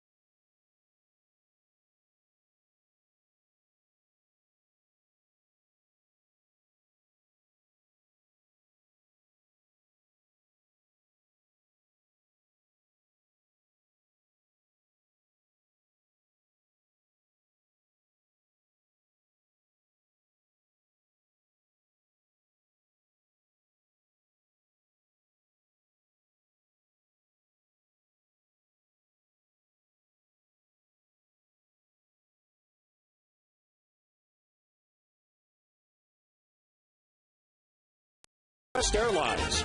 Go to southwest.com, grab your bag, it's on. And by Nissan. Right now, get a great deal on your new Nissan during Nissan's National Tent Event. See a Nissan dealer near you. Well, it's a 3-1 game, all the scoring. And the first inning, each pitcher has settled in. And we have the Battle of the Beltways. Hi, how are you? We hope you can join us tomorrow on Masson. Day off for both the Nats and the Orioles. So we will have Steven Strasburg start for the Syracuse Chiefs. They are home against Toledo, 7 p.m. tomorrow night at Masson. And I know everybody around here is wondering how many more of these starts down there before he comes up. Well, I know that they want him to get to 100 pitches before he gets up here. I think they wanted 5 in AA, 5 in AAA, which would put him right around 60 pitches. And that's when they called Lentz to come up to San Francisco. But, we definitely need the guy. It's not just a question that he was our first-round pick last year, first in the country. He throws strikes. His last outing, he threw like 60 strikes out of 92 pitches. And he is just a very good-looking young pitcher. Going to come up here. He's going to have his days when he doesn't throw well. But you know what? I'll take a risk with that kid. He's got great stuff. I talked to Scott Moore, who the Orioles just called up because he faced him. He said, he said so he didn't throw 100. He said he threw about 97. He said a really good curveball. You know, his changeup is at 90 with good finish to it. He said, I'm not uncomfortable. What really impressed him for a young pitcher was how well he spotted his fastball. I mean, it wasn't like he was just throwing and trying to throw 100. I mean, he really had an idea. No, it's an easy gas, and all of his other pitches came from the same arm slot. He does well with guys on base. In fact, like I said, the first game, they've slowed him down because they want to make sure he's not doing anything that could possibly hurt him or slow up some of the velocity on some of the pitches. But, he's got 3-4 pitches that he throws for strikes. And in that game against Norfolk, it was 6 no-hit innings. Yeah. I mean, but here's the thing. He only threw 110 innings last year in college. He went to Instructional League in the Arizona Fall League. And then he's going to get another 60 innings pitched down there, maybe 70 or so. So it's a question of, you have to slow down his development because you don't want him to go 220 innings this year. You don't want him to come up here and fail. And so I think everybody would be a lot more comfortable, including everybody up here in Washington, is if this kid put in a little bit of time down in the minor leagues. 1-2 on Adam Dunn. And Kurt Schilling, who is never shy with his opinions, he's all over it. Yeah, and Schilling needs to be quiet. I mean, Schilling just thinks he's a rocket scientist now that he's done playing baseball, and every young guy. People aren't waiting? Oh, God. Every young guy is going to have his problems at every level. And his last start in Double-A, he got hit around a little bit. He's going to come up here. He's going to not match up well against certain lineups, and they're going to hand him his lunch. So, but he's a good kid. He wants to work for it. He's humble. One of the hardest working guys that we have in the organization. And that's what a lot of people tell me. When I talk to his AAA manager, Trent Jewett, that's what he told me. When I talked to Tom Nieto, his team just faced Strasburg, that's what he told me. Here's a 2-2 pitch by Millwood. Moves back across the plate for strike 3, the second time that he's done that against Dunn. And he's got a couple of strikeouts against, I correct myself, a couple of strikeouts like that against Zimmerman on the outside half, where he's moving that two-seamer. I think he made a call to Greg Maddux. Got great movement on that two-seamer. You can see a lot of strikeouts. Because strikeouts usually mean the pitch count goes up. And 4 of the 7 have been called strike 3s. One was on the bunt foul by John Lannon for strike 3. So there's only been 2 swinging strikeouts, both of those by Ian Desmond. But I wanted to ask Jim, listen, you're in the Hall of Fame, and, you've seen a lot of great young guys come up, including Ben McDonald a few years ago, a first pick overall. Is it unfair to say that before the guys even stepped on the major league field, and this is what Schilling said, he'll be the best that ever played? Well, it's just not fair. Well, we were in Texas. I just saw Nolan Ryan. I mean, Robin Roberts just passed away. Ferguson Jenkins, I see him at the Hall. I mean, come on. It's almost like he's his PR guy. But I really admire Coach Schilling, because if there was over the last 2 decades, if he wanted a big game, he'd be my guy. That's how good he is. But please. I mean, you know what? Steven Strasburg is going to have to do exactly what all of us did that came up here and pitched. He's going to have to come up. He's going to have to stay healthy, and he's going to have to get hitters out. You're going to have to pay your dues. And you're going to have some days where it's going to be rough. And that's fine. That's the way it's supposed to be. But everybody should be allowed that latitude to have a bad day. Despite the expectations, until he does it, he's still a prospect. I realize the ceiling is very high. Exactly. I had lunch with Bob Boone at the baseball assistants team's dinner in late January. He said, I would be surprised if he didn't dominate in spring training, didn't dominate it. There's another strikeout, 8 on the afternoon. And, I trust Bob Boone. And from everything I read, he's got a great work ethic. He's very humble. He's doing everything right. But he could be pitching up here right now. And there you go. Another ball on the edge. The last 3 Nationals hitters have all been called out on strikes. Well, and the one thing about Millwood, he's around the plate. And the more you're around the plate, the more your zone will kind of expand. And maybe it's a little bit off the plate, but he's still throwing a lot of strikes. And as far as what Amber said, and it's one of our keys to the game, going deep, I mean, he threw 120 pitches in his last outing, 109, 112. So he's certainly, and he won't want to leave before that. Now, they may pinch hit for him because it's National League ball. But see, that's the change. I mean, that is the pitch. If he executes that pitch instead of the straight change that kind of hung in the middle of the plate to Roger, I mean, this game would be 1-0 Orioles, but he couldn't do it. Bernardino smoked it to center. Jones couldn't catch it. 3-run scored. I mean, that's the ball game to this point. 2 outs, none on, 1-1 on Bernardino. Breaking ball misses outside, and the trend is continuing for Kevin Millwood. Whenever he's on the mound, the Orioles just don't score. 2.34 run support average per game, the worst in the American League, and so far they've picked up 1 run for him. Yeah, he's trying to make it the worst in the National League, too. If they don't come up with some more runs. Towards the hole, Luke Scott gloves. He turns and fires, races on. Millwood wins it.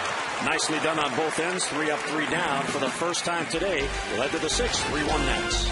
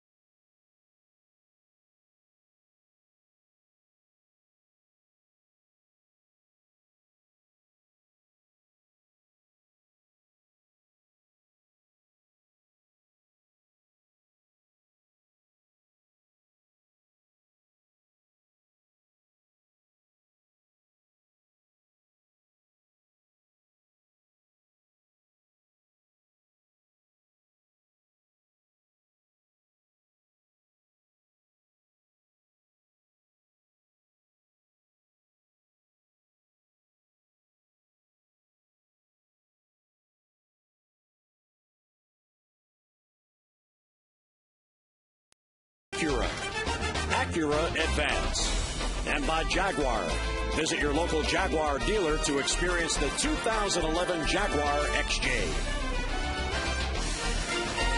We're back here at Nationals Park on what has turned out to be a very good day. Hello. Hello. Hey, I met her earlier. She roots for the Nationals. That's Debbie's daughter. Debbie Taylor's daughter. She is adorable. She's 2. And she'll tell you that. Here's our AT&T trivia question. The guys are on a roll. Which of the following played the most total games? Eddie Murray, Brooks Robinson, Harold Baines, Cal Ripken? And as Corey Patterson leads off, top of the lineup against Lavin, takes a strike. Well, Brooks had the longest career. Well, I know Cal has most games played in Orioles history, so he would... There you go. I guess. You better be right. We never know because they've got the advantage of the media guide and the computer. It's all on me. I mean, Eddie Murray did have over 3,000 hits. Let's put it this way. They all had fantastic careers. Harold Baines played forever. I started his career with his first home run. Good for you. Yeah. Then it was in Baltimore. Nice for you to do that. And I blew a 4-0 lead. That wasn't nice. No. Well, he started it. He golfed a low curveball. And then he made everybody else think that they could get some runs. He was inducted into the Orioles Hall of Fame last year. Didn't lose the game. I just got no decision. But like blowing it. Well, you're in the Hall of Fame. Do you think a guy like Harold Baines or an Edgar Martinez deserves to be in the Hall of Fame? Well, I think they got to acknowledge the DH because it's such an important part of the American League. Well, Paul Molitor played 1,000 games at DH. Yeah, you're right. He got 3,100 hits, 3,400 hits. Patterson fouls it off to stay alive. Mr. Palmer, let's get a look at the Orioles' in-game box score. Not a lot going on since the first inning. Nope, and that's where they got it. I mean, he got the double play of Tejada. The Orioles, Miguel doesn't get an RBI. The Orioles score a run, and that's pretty much been it. He's pitched great. He's pitched exactly for what I remember and recall the way he pitches against the Orioles. And he moved over. I mean, couldn't get lefties out. First 2 lefties get base hits. He moved from the left side of the third base side of the rubber to the middle. You can see a big kind of a push-off little scuff mark where his foot slides, that back foot. And now all of a sudden lefties aren't getting hits. I would think he drags that back foot on the field. Yeah, and that's, you push and then you slide. 3 straight foul balls after he took strike 2. Great shot. And I'll let you explain why you would drag your foot when you throw changeup. Well, just kind of keep it back. You want to create arm speed. Patterson works the walk. There it was. Second allowed by John Lannon. Excuse me, third walk. Walk Markakis in the 3rd inning. Create arm speed, but not momentum. Keep that back leg back while you throw a fastball, and that takes some velocity off too. So he drags that foot on the changeup. I was never able to do that. I'd be digging it out a little bit more. I mean, I don't want to be, really, you don't. Did you push off the rubber, or did you go in the hole? I went in the rubber. So did I. Sandy Koufax actually hooked his spike. Yes, he did. And I see guys more going back to that, pushing off and gaining momentum from pushing off the rubber. Versus, you mean hooking it? Yep. Really? Yep. I would think your foot would slide more, but... No. Well, I mean, what you're saying is the 2 spikes, one's below and one's above, like Sandy Koufax. My foot was directly in front of the rubber. Yeah, me too. Markakis singled and walked. His hitting streak now at 7 straight. His on-base percentage was at .406 coming in, and that'll go up. But I was saying that more kids are going back to that Sandy Koufax method where they're pushing off of it. I never pitched with anybody that ever did it. And I pitched with Cy Young Award winners, 20-game winners. And obviously, Koufax was doing it in that era. But it took him 5 years to figure it out. Patterson runs, pitches high, throw to second, won't get him. He did get the foot in. That was a heck of a tag by Desmond there. It shouldn't have been that close. So Patterson picks up his 4th steal. He's in scoring position with none down. Also takes away the chance for a ground ball double play. He gets the jump off John Lannon right here. First movement, the leg goes up, boom, he's off to the races, high pitch. Will Nieves tries to make a nice throw to second base, which he does, and as you said, Jim Hunter, there's the catch and tag. Got him on his name on the back. Yep. And then he helped him out with a safe sign. Yeah, just in case you didn't know I was safe. Watch me. So Markakis with an RBI chance, very patient as always. Well, everything up in this inning. And if you're up, then you have to, means you're not finishing your pitches, which is why they have somebody up in the bullpen. Mr. Storn is now loosening hastily down in our bullpen. And as you guys predicted, the Orioles bullpen, very quiet. And there's Steve McCatty out for a chat. John Lannon, by the way, now has allowed 6 steals, and the Nats have been able to catch only 1 with Lannon on the mound. So a visit from the pitching coach. And again, we invite you to join Brad Bergeson, Kevin Millwood, and Luke Scott. And we're told a personal appearance by Jim Palmer to help me out at the 2nd annual Orioles Cook-Off that comes your way at Baltimore's ESPN Zone on Wednesday from 11 until 1. And fans who donate $5 or 3 canned goods to the Maryland Food Bank receive an autographed player card. So see which Oriole has what it takes to win. Bergeson Simple Salmon, Millwood's Chicken Enchiladas, or Luke Scott's Surf and Turf. For all the details, OriolesReach.com. And Jim Palmer promises to come ahead of them. High fly ball to center field and hit deep. Niger Morgan will run it down on the warning track. Patterson was late, and there's a base running mistake. Yep. Yes. A major one. He still could have made it.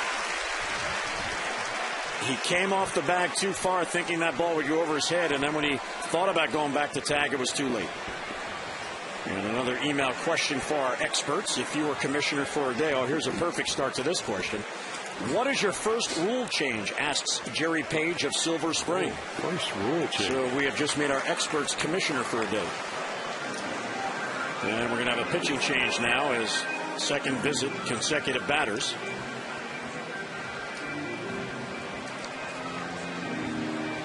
So Lannon will go after 5 1/3.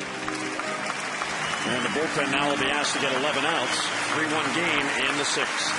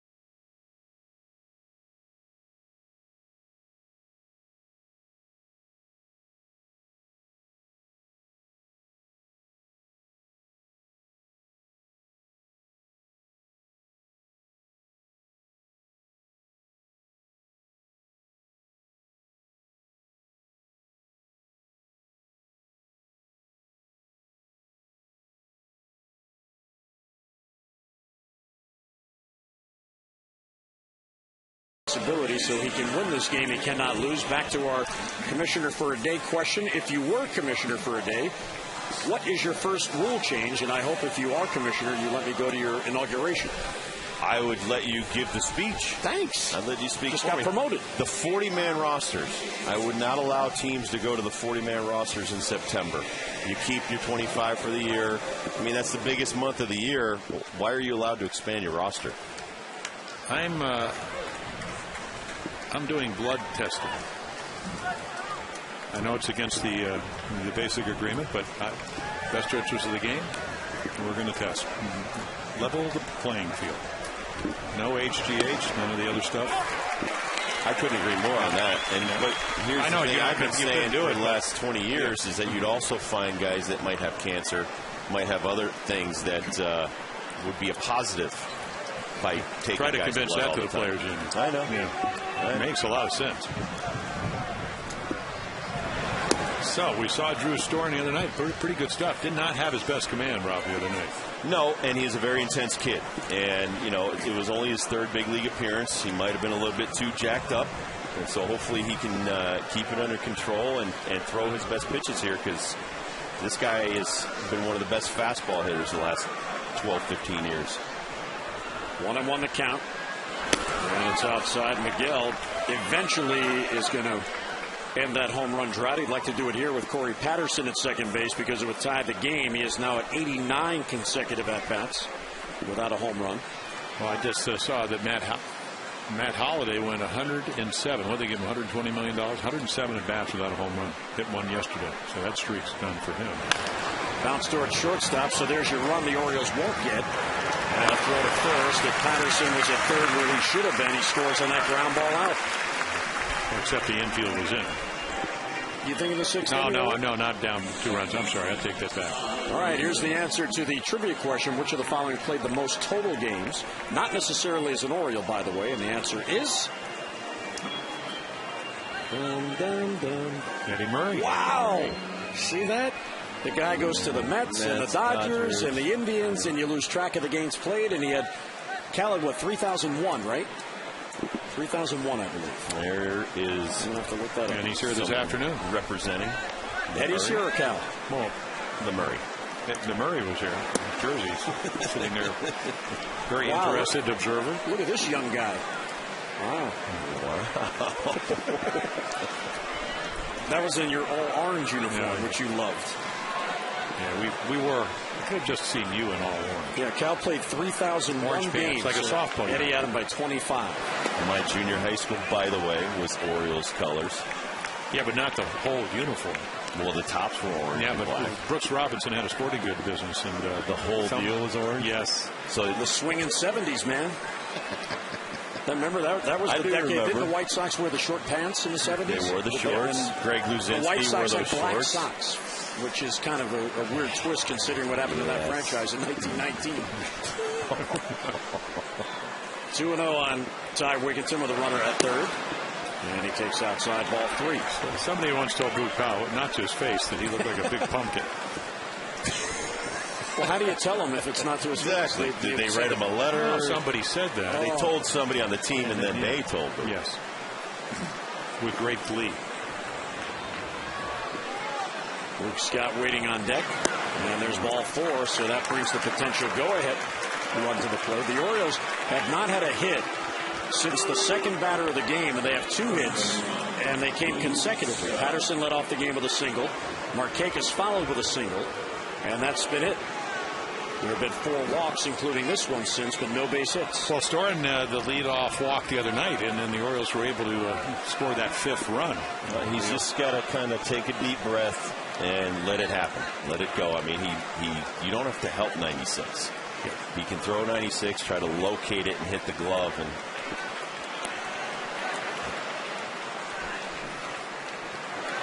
Scott bounces it to first, and that is a foul ball. Wow, that looked fair. There. And the umpire at first base, Brian Runge, did not turn around to look at it. Went right over his head. Wait a minute. But I thought it bounced fair. Let's take a look.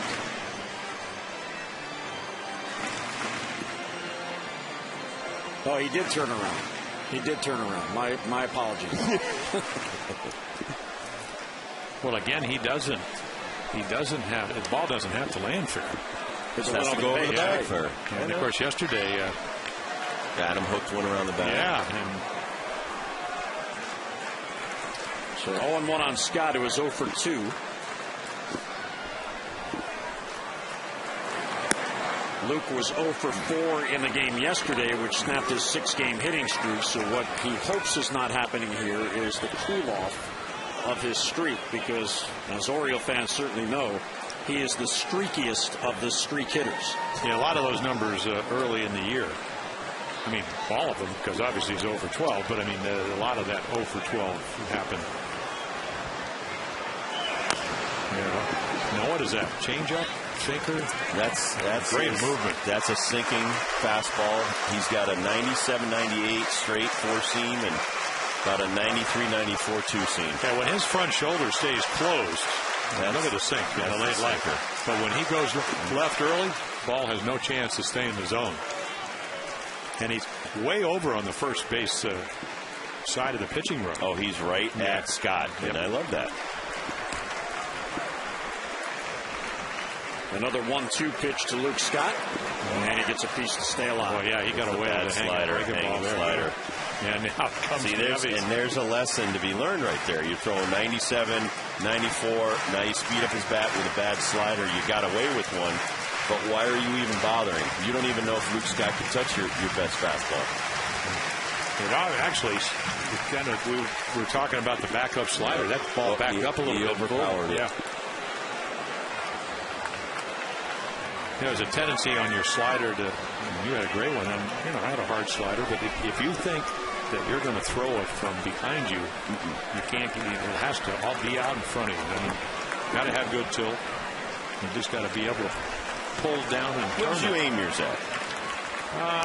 Pretty much at the, maybe just outside the knee of the catcher, because I get it right over the top. 1-2 is popped up.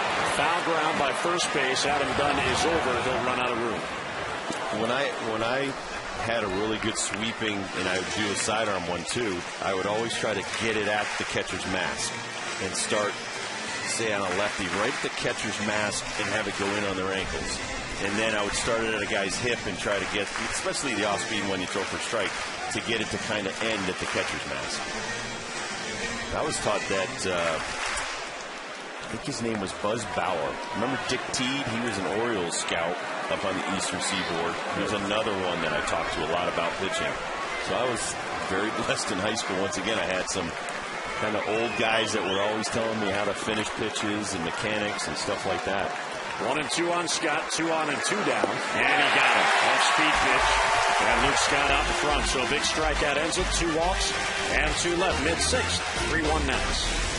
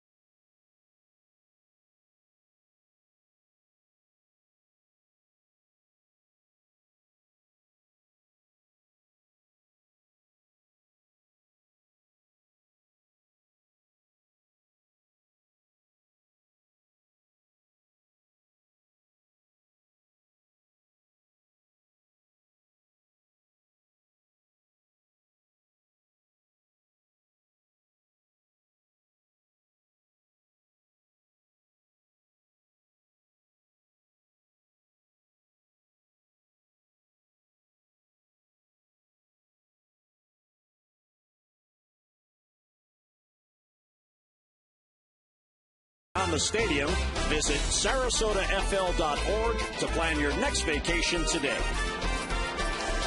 Well, nice view of Nationals Park here in Washington, D.C. And the youngsters out today. Look at that. It's T-shirt day, and the youngster already a big Nats fan with that T-shirt. Let's get a look at that Nats box score. 3-1 lead, all the runs in the first inning.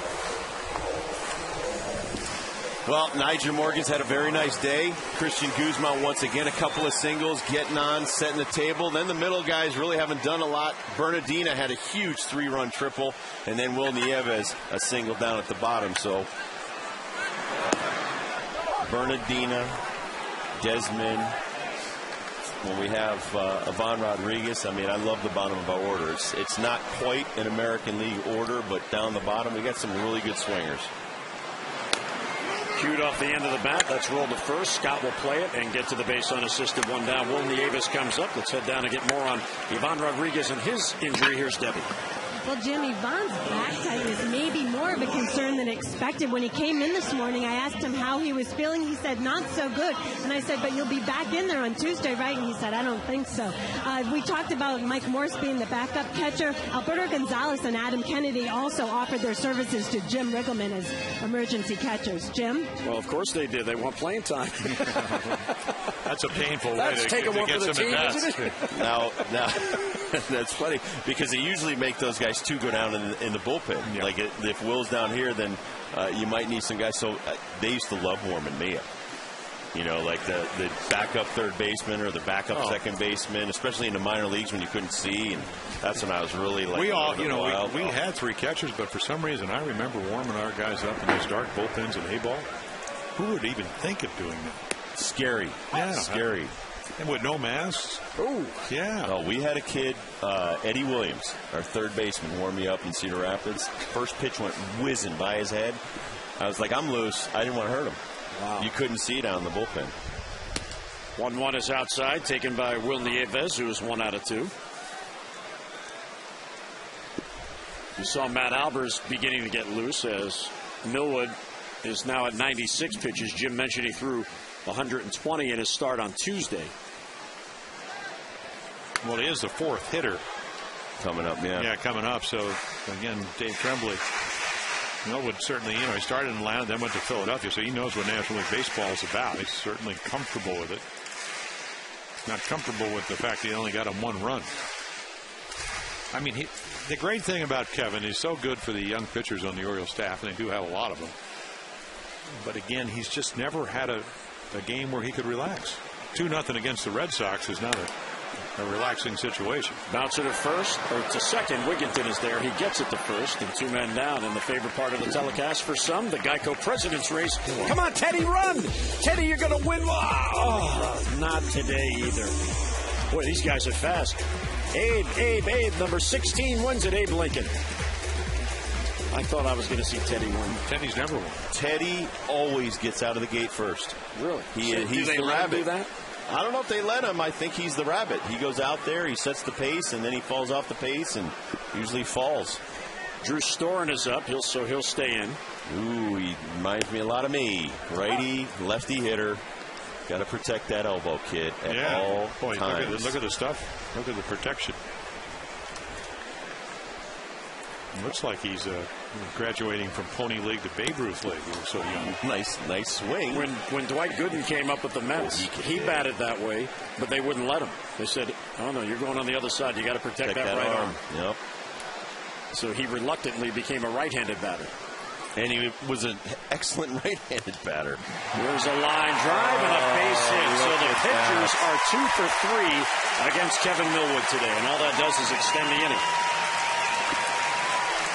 And I'll tell you what, Kevin turned around, took a big deep breath, laid on my fastball, throw him a little breaking ball. Seemed like a good idea until you threw it over the plate and you hit it. And there's your first major league hit. In your first major league at bat. Pretty good at bat. Covered the outside corner. Foot gets down. I mean, we could do a whole thing on him. You know? Especially as 2 former pitchers. Yep. Didn't get fooled. Stay back. Head behind the ball. Kept full the hands extension. back long enough to hit in the left. Took the turn nicely. I think Kevin Millwood would probably appreciate it if we moved on. Right. Came out of the box looking for 2.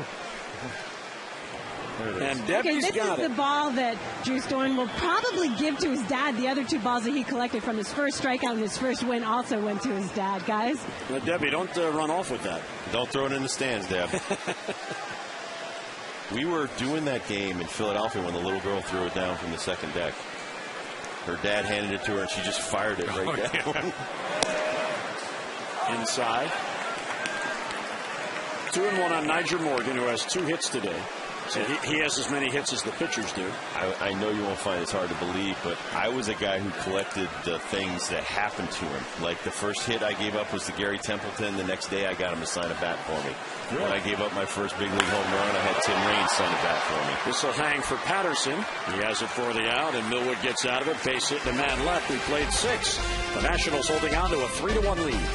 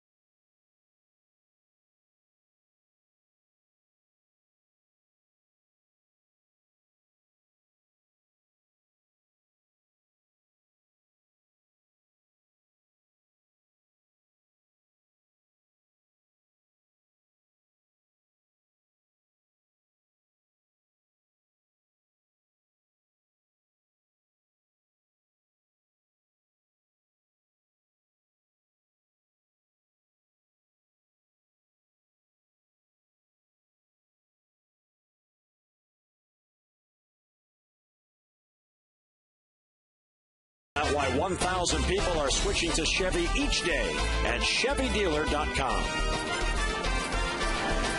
Well, the fans on the concourse enjoying Sunday baseball. I'm glad you could join us on Masson. Hello, how are you? They didn't invite us to their party, but that's okay. I'm over it. Both these teams have off tomorrow. Pitching matchup on Tuesday. First for the Birds. Dallas, Mr. Perfect, don't run across my mound. Braden, he pitched the perfect game, about 3 starts ago. Jeremy Guthrie's really pitching well, and he'll be happy not pitching in Texas. 90 pitches, and they will be seen on Masson HD. High definition, any way you look at it.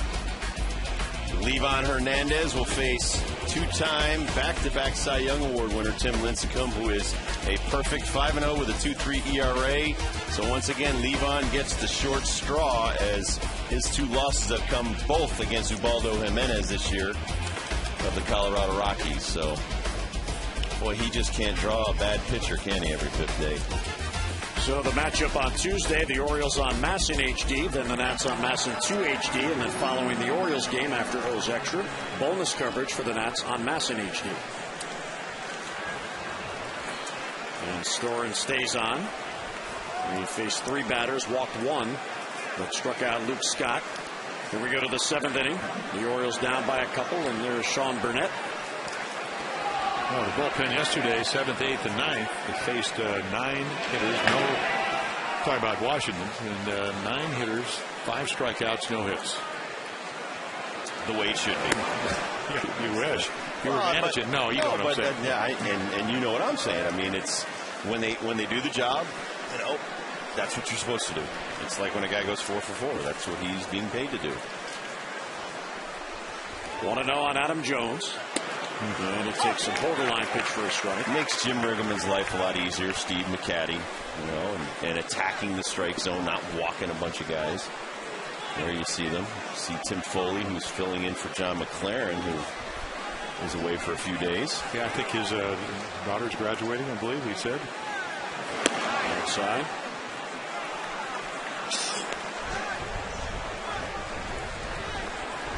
So the Nationals relievers will have to go at least 3 2/3 today, which means they will have pitched 12 1/3 in this series. And up to this point, their bullpen has allowed only 1 run. That was by Storen on Friday night.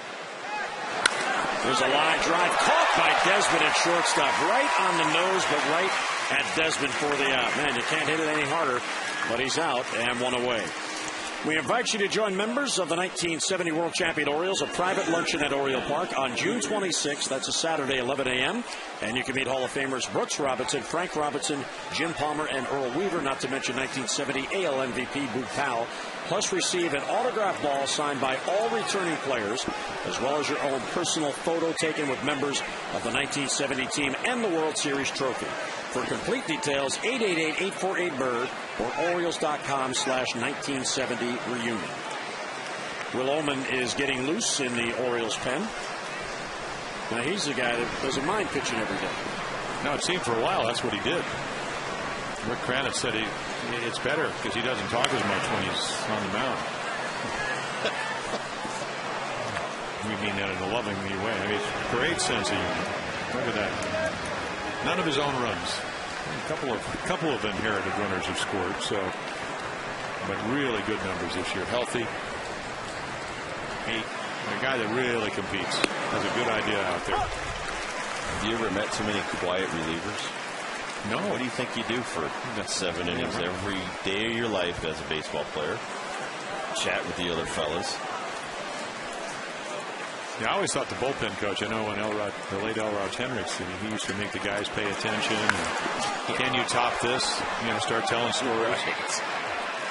Readers to left, Willingham's there, and 2 men down. That's Larry Rothschild about trying to. Now, Norm Charlton had 3 degrees from Rice University. You had me. You had Randy Myers, who was as flaky as anybody I've ever met. We used back in underwear.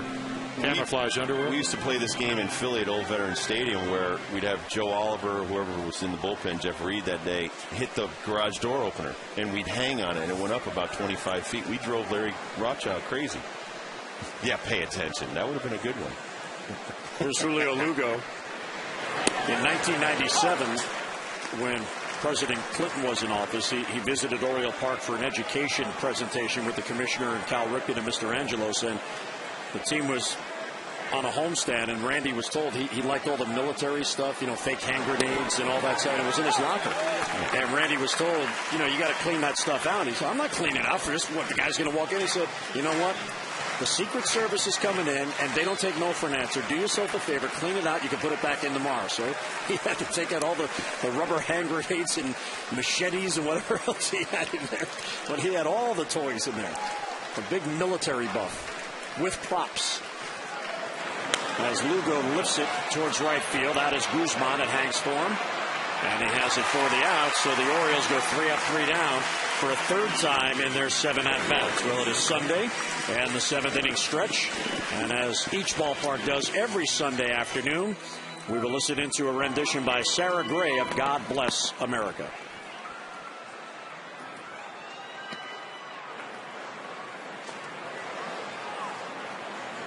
Ladies and gentlemen, as we honor our great nation with a performance of God Bless America. Once again, Sarah Gray. God bless America, land that I love, stand beside her and guide her through the night with a light from above, from the mountains to the prairies, to the oceans, wide with foam. God bless America, my home sweet home. God bless America, my home sweet home.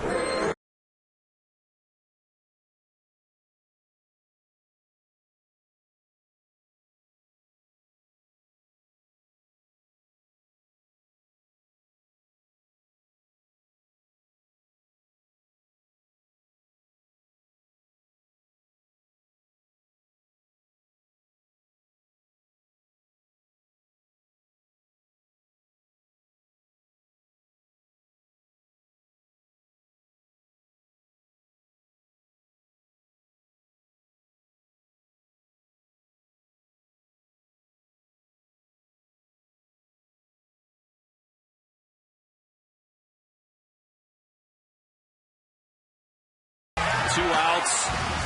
Looked like Millwood was going to work his way out of a jam, and he got that pitch up off speed, and Bernardino ripped it off the wall. Patterson made a nice try. Jones made a nice try out there. And Bernardino speed easily with a triple. But, I mean, if you took the first inning away, Jim, from Millwood and Lannon, it'd still be 0-0 right now. There are the pitching numbers. You can see the first and the fifth pitch count, but again, he's got himself into the late inning. They hadn't walked anybody. Struck out 8. Perfect pitches. Big strike zone today. Ryan Zimmerman didn't think so. Two-seamer runs back. There you go. Another one. That's a legitimate strike on Zimmerman. And then right there pours it by Adam Dunn, who had 6 lifetime home runs in 17 at-bats. There you go. Yeah, until Tom Boswell told him. Let's see. Who's he rooting for? Well, half the time the Orioles, whoever wins. The Nationals. Well, he's covered. It's like sitting on top of the fence. There's a bloop. Lugo is out, and an over-the-shoulder catch by Julio Lugo. And, of course, Kevin Millwood with now 106 pitches. He said, one pitch, one out, I'll take that. Because he wants to pitch through the 8th. And why? Because that's the only way you can win. Great catch by Lugo going away from the infield. That's as good as it gets. Exmo will show you the beauty of that guy going away towards the outfielder, barreling down on you. That's why usually your shortstop's your best athlete on the field. Well, Jeter sets, I mean, he's the one that makes that play look pretty routine in the American League. Well, this will be Millwood's last inning if he can make it through it, because he's due to lead off in the 8th, and there was a pinch hitter on deck as the Orioles' top of the 7th ended. Well, and I played with a great shortstop in Larkin, Barry Larkin, but I used to marvel at how Ozzie Smith, the Hall of Famer, practiced every day. He would practice those plays going towards the left fielder, practice going towards the foul line. I mean, Roberto Alomar did that when he was with the Orioles every day. He used to come out, work on his bunting every day. Roberto Alomar got 79 hits the first 2 months as an Oriole. 40 and 39. That's pretty impressive start. And he will be in the Hall of Fame. Yeah, I should be already. A couple of votes. Could not believe that he didn't get in on the field. Well, he almost got it. I know, but still. He wasn't one of those guys that got 30%. Missed by, what, 3-4? Great pitch right there after hanging a slider. Zimmerman had a home run swing on that first pitch. And Kevin goes, I don't think we want to be hanging around in that neighborhood. When he's on his game, that ball's... Well, I always thought he was one of the great high ball hitters that I've seen for a young player. A ball and 2 strikes on Zimmerman. Almost holds his hands like Tony Caniglio did when he came up. Hanging breaking ball, but he pulled it foul. And you were talking about the impact Millwood has on young pitchers. I would hope they're taking notice of this, because he could have been out of the first inning, but didn't get out of it. But since then, it's not allowed another run. Here you see the slow-mo breakdown, and you said, as far as good, he's one of the best young players I've seen, period, Jim. I mean, as far as the fielding, the base running, on and off the field, the way he carries himself as a 26-year-old. He's as nice and well-mannered a young man. Oh, is he ever? Since the 3-run triple by Bernardina, the Nationals have had 6 base runners, and all 6 of those have been left stranded. There's one knock, and I told him this the other day. I said, why don't you just get kicked out of a game? I mean, it might add to your rep a little bit. That'd be like asking Butch Robinson, why didn't you get thrown out of the game? Some guys, it's just not that. That's not going to happen.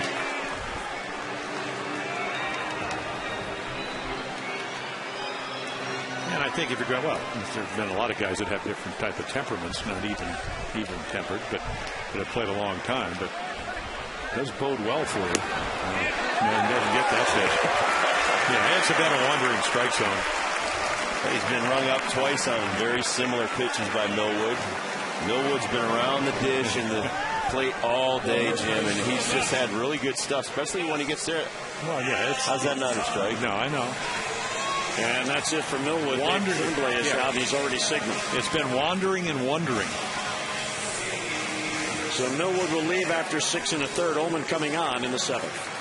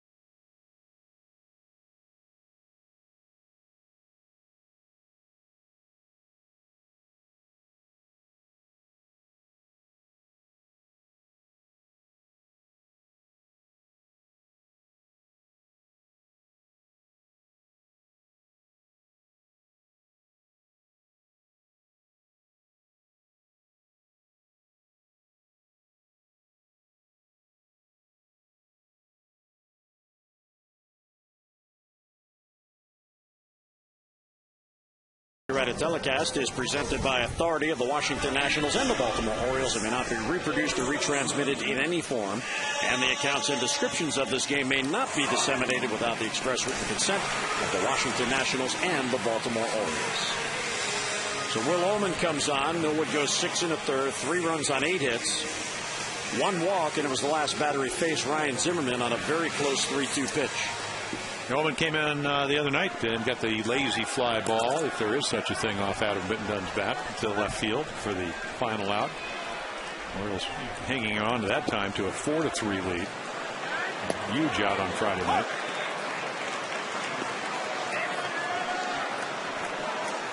One has been hit by a pitch. He has struck out. He has popped up to first.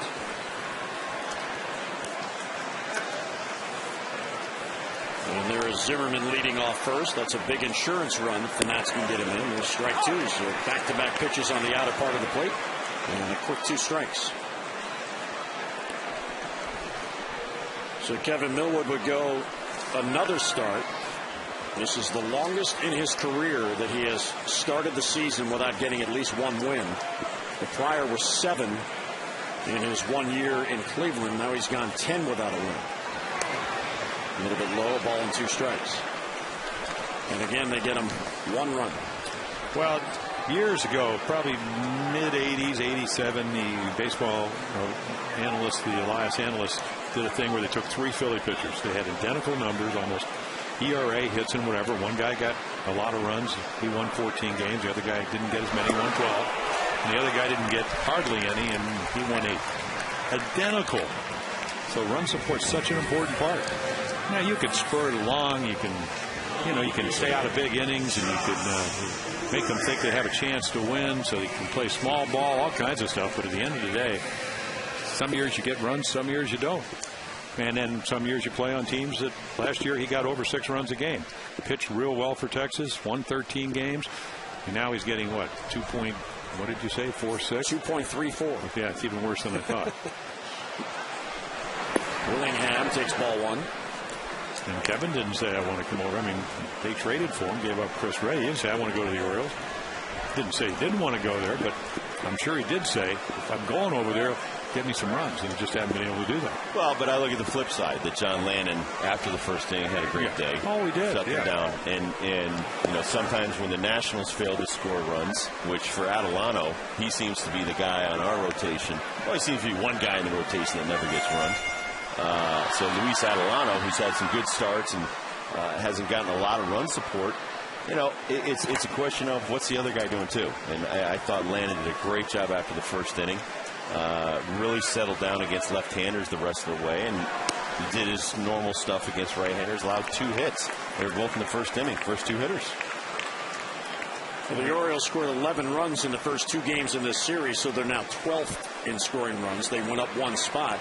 But in April, Guthrie, Hernandez, and Millwood were 3 of the top 5 in lack of run support. The only 2 that seemed to be getting any runs were Ferguson and Mattis, as Willingham gets a base hit in the left field. Now that has turned a little bit, but still, Millwood still not getting anything.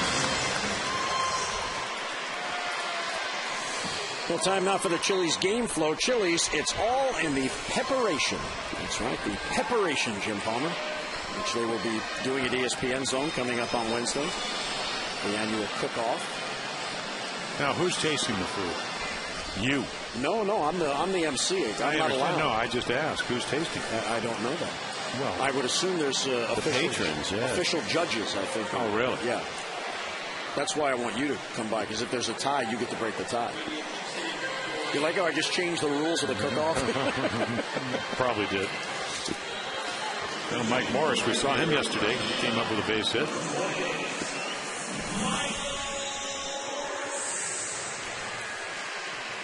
So he'll pinch hit for Bernardina. Our 4th drive of the game came in the first inning. Well, he made the most of a bad pitch by Kevin Millwood, driving it to the wall. Adam Jones up, can't make the catch. 3 runs come in, and that's the difference in the ball game right now. So Roger Bernardina, great day, very early, about 3 hours ago. And yeah, a very rare display of emotion for Kevin Millwood. He knew the minute the ball wasn't caught, it was 3 runs. Ball hit deep enough, 2 outs, everybody running. Right.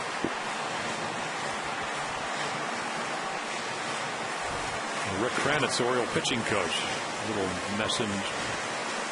message right there. Meredith, as you mentioned, had pitched in 3 consecutive games.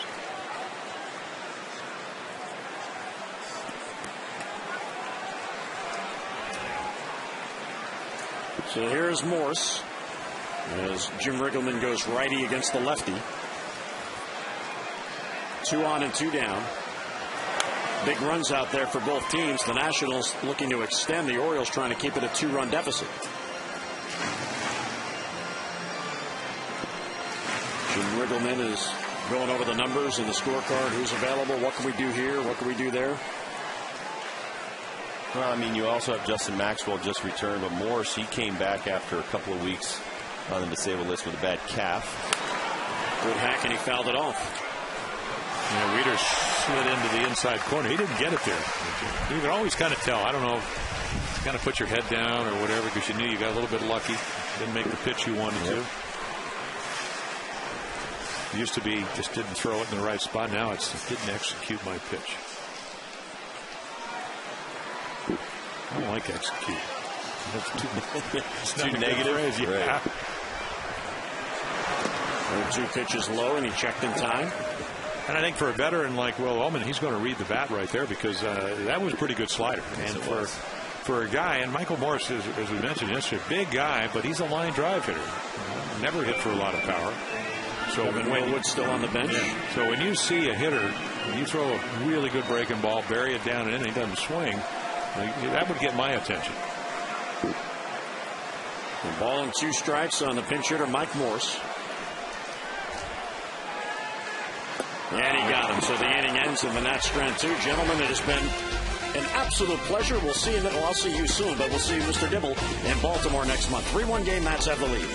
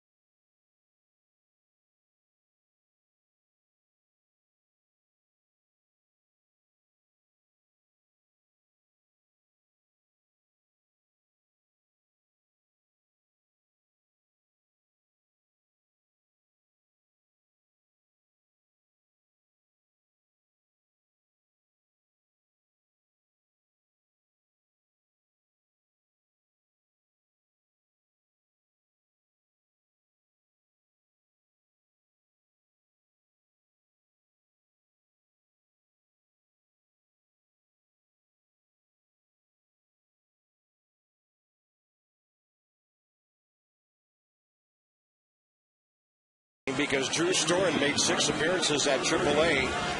Every one of those except for one, he pitched more than 1 inning. So these are not unnecessarily uncharted waters for him. Well, he's got 5 outs already. But with his stuff, he can get anybody out if he throws strikes. And he hadn't thrown a lot of pitches. I mean, he's getting 1 pitch at bats here and 2, 3 there. But he's got a great young arm. He's 21 years old. And when you come up to the major leagues, they're going to keep using you and using you and using you. And as successful as he's been at 3 out of 4 times right now, it's his ball game until we get it to Caps. But I did notice there are a couple of people warming up. Well, you got Sean Burnett in case a lefty comes up. And one of them's coming in. So they just sent him out there as a decoy. Well, we got our discussion in about Drew Storen. We'll bring it back to Nationals Park here in a few moments. Top of the 8th inning, the Orioles will have a new hitter and the Nats a new pitcher.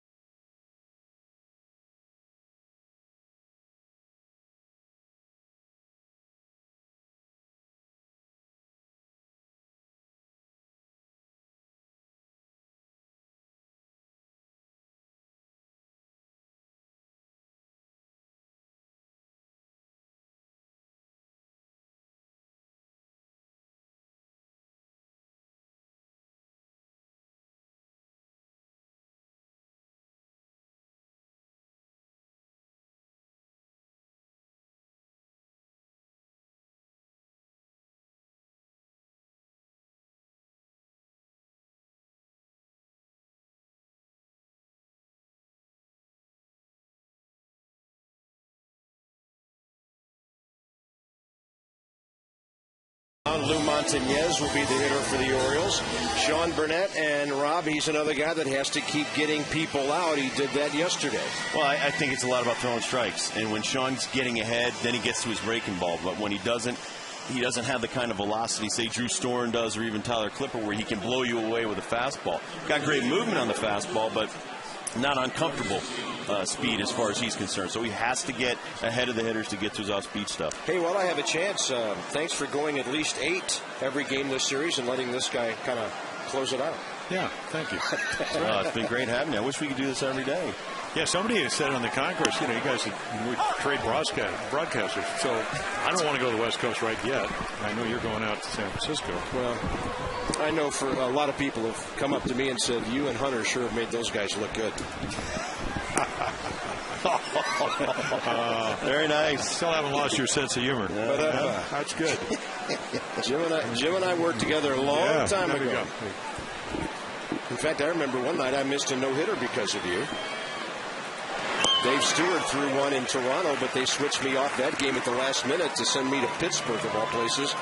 We're a pretty good Pirates team. Was in the middle of winning a bunch of divisions there in the early 90s, and I think that was the first time I shared a booth with you, and it's been great. I think Dwight Gooden started that game. Threw a ball behind somebody, hit the bat. How do you remember this? Well, because it was such a freak happening. Will Nieves has to run around the bat to get to that ball. So Lou Montañez is retired, and that's the first out here in the top of the 8th. Bring your family out to the ballpark here on Sundays, like a lot of folks did today. The Sunday Family Fun Pack includes a seat, hot dog, chips, and soda, and it's just $14 a person. Visit nationals.com/kids to purchase your Family Fun Pack tickets, and of course they get to stick around and run the bases. The kids. We don't have enough trainers for the parents. 113 pitches for Kevin Millwood, by the way. Yeah, pretty much where he usually ends up. I mean, every game has been a battle, and this certainly was another one of those. That ball jacked to the gap by Patterson. And a base hit. Justin Maxwell's out there playing right field for the Nationals now. Just called up, and with Bernardina pinch hit for him, Max had to get into the game. Adam Kennedy's the other change. He's over at first base. Yeah, the amazing numbers, and I asked you about it yesterday, Rob, was that Burnett's so much better against righties than he is lefties. I mean, lefties hitting close to, 290 coming in, and righties 095. We said the same thing about Lannon. If you don't make them uncomfortable, and you have the ability by having that left hand where they're facing you, you can't continually just go away. Eventually, you got to come in on these guys, keep them honest, then go away. But you got to set your stuff up. And so I'm sure there's a book on him that they say, listen, he's not going to come into you. Look at that. Yeah, actually, it should be the other way. 267. Well, yeah, you'd like to think.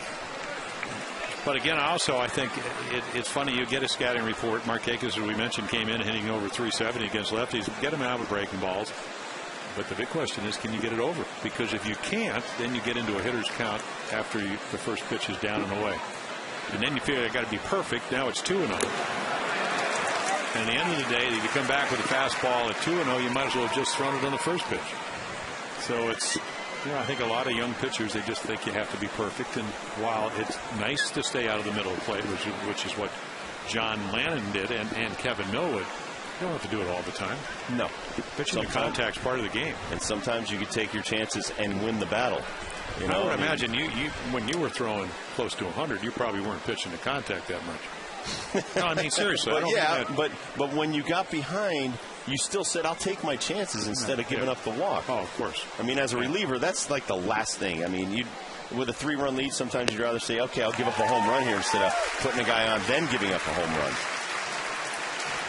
A couple of big swings by Nick Markakis, 1 for 2 with a base hit and a walk. And we talked about him the other night, getting his hits. But not driving the ball. There you go. I mean, he had doubles, but only the 2 home runs, and it almost looks like he was trying to get a ball to jack out of here. Beautiful. Yeah. And Burnett goes upstairs on him for the second out here in the 8th. And that had actually some really good velocity on it. It was in the 90s, but you got to believe in your stuff. And, when Brian Bruni was here, he didn't believe his 95 was enough. Hey, 90's a great fastball at any level. And if you locate it, it's perfect speed. So that was well located. He elevated it, and that's going to be it. Great job for Sean Burnett. 2/3 of an inning with a base hit. Still could be responsible for a run. But Jim Riggleman is a disciple of Whitey Herzog, who made lots of switches, and here comes another.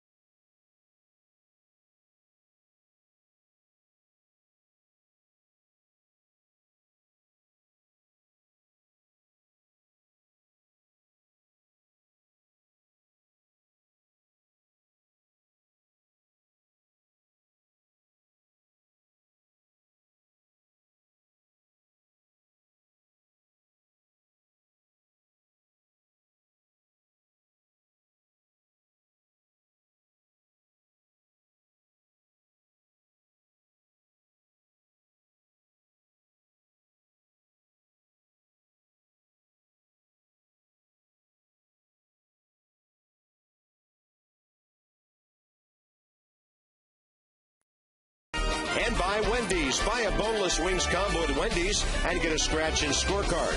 Win great prizes from the Orioles and Wendy's. Wendy's, you know when it's real. Buy me some peanuts and, well, the peanuts are already in the Cracker Jack, aren't they? Time to text in your vote for the AT&T Player of the Game. Text A for Roger Bernardina, B for Kevin Millwood, C for John Lannon to 51862. We will announce our tally next inning. It's the AT&T Player of the Game. So here's Tyler Clippard against Miguel Tejada. You know, the other element, guys, to this situation, and Jim, you surely talk about this when the Orioles play the Yankees. It's an 8-inning game. Oh, you've got a guy out of the bullpen who's hot, nailing down 9th innings. Here's Clippard against Tejada. Well, yesterday, as we mentioned, the whole back end of the bullpen. When I was driving over from Baltimore today, I'm thinking, you know, this is the way. And going, obviously, starting in '96, when you had Wetland as your closer and Mariano as your setup guy, you know, that was part of it. But also when Gossage pitched. Ron Davis. Yeah, you know, guys like that, you figured it's over after the 7th inning. Eckersley comes to mind. Yeah, oh, exactly. And then of course, Marusa had 5 guys to get to him. Yeah. And that helps. You can kind of righty and lefty your way through it. And the last year the Orioles won was 1997. They went wire to wire. And Davey Johnson, he called it a National League bullpen because he had guys he can mix and match, hard throwers. You know, Armando Benitez throwing 100 miles per hour. And then, of course, guys swinging late and speeding up their bats with sliders. But Randy Myers, your ex-teammate. I'll tell you what. 46 out of 47. It was 47 saves that year. He finished with over 300 saves, and I've never seen anybody hit the corner other than Eckersley as much as Randy. I mean, he had that fastball on the black down to lefties and righties. 2-1 Clippard to Tejada. Miguel 0 for 3 today and 3 for 11 in the series. So this could be a changeup, right? In the air, right center. Morgan and Maxwell, and the taller guy takes it. Hard to out-jump him. Orioles have left 5, and it's 3-1, bottom of the 8th coming.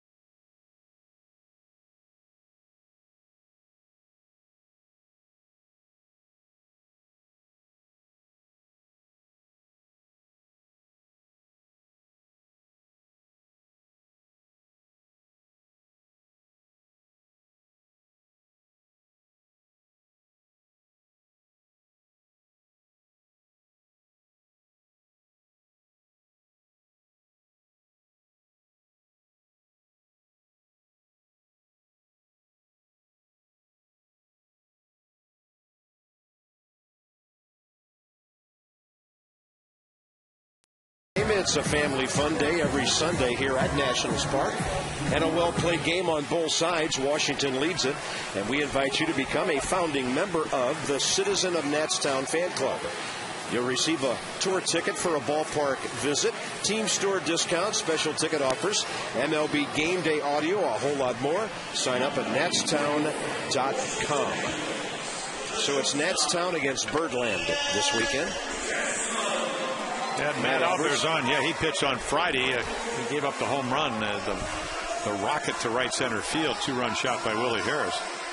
So when he's down in the strike zone, a very, very competent pitcher. He wasn't the other night. By the way, interesting. Pitches, yeah. Last weekend of June, Nats at Orioles. 7:05 Friday, 4:05 Sunday, 1:35 or Saturday, 1:35 Sunday, just like this weekend. So no confusion on the starting times. And here's Ian Desmond, 0 for 3 until that swing maybe. Now it's going to carry. Hit the ball too hard. And Corey Patterson gathers it in. Will Nieves is next, and then the pitcher spot, which is now occupied by Adam Kennedy. Even up. And since 05. And actually, the Orioles and the Nats have been battling home and home every year. Now, is that including this game? That does not. No. Now, Okay. come on. I don't mean the wins. I'm talking about runs and home runs. I don't even like that being thrown up. We'll update him after the ball game. Okay, so that's through the first 26. You know, if we put anything from today's game up there, Dibble would be dismantling. I got to tell you right now, I'm not happy about that one. Putting that 13. Well, let me ask you a question. Changing ties in the middle of the broadcast, isn't that a wow? We get 3 runs in the first inning. Mike Flanagan will be working with you guys in Baltimore. He used to call them stupid stitions. Flanny and I are kindred spirits. So, well, now have they? I just, when they were talking about the National Store and all that, have they ever done a Bob and Rob bobblehead? Oh God, no! Oh my gosh! Really? My head wouldn't fit on a bobblehead ball. No, but seriously. Why not? I mean, you got legions of fans that. Oh yeah, all 2 of them are wives. Because they did one of Earl Weaver and myself, and the prototype came out where he was taller than I was. And he loved it. Of course he bobblehead. He told him to do it. I told him you cannot do that. My first manager in the minor leagues was Mark Bombard, and Mark, not the tallest guy, he would and I was actually. How short was he? Come on, about 5'4". Okay, he was taller than Earl. Okay, but he would make you walk down to the bottom of the mound, and he would walk to the top to talk to you. Will Nieves is going to get a base hit on that, and he'll be 2 for 4 today. But I got to tell you, Mark was one of the best managers I ever had, and a good friend. Great minor league guy. That's how you get to the big leagues. Those type of guys. You need good teachers and also very patient managers down there. Good hustle by Will, but a swing and bunt nonetheless. And another double-digit hit day for the Nationals. Their 10th. They out-hit the Orioles 15-10 yesterday. On Friday night, the Orioles had 9 to the Nationals 5. And here's Adam Kennedy, who's coming to play first base and in the number 9 spot. So the Orioles now have 23 games where they've given up more. And a one-hopper to the pitcher in this game right into the bottom of the 9th. Albers makes quick work of the Nats. Wigginton, Scott, and Jones due up. 2-run game.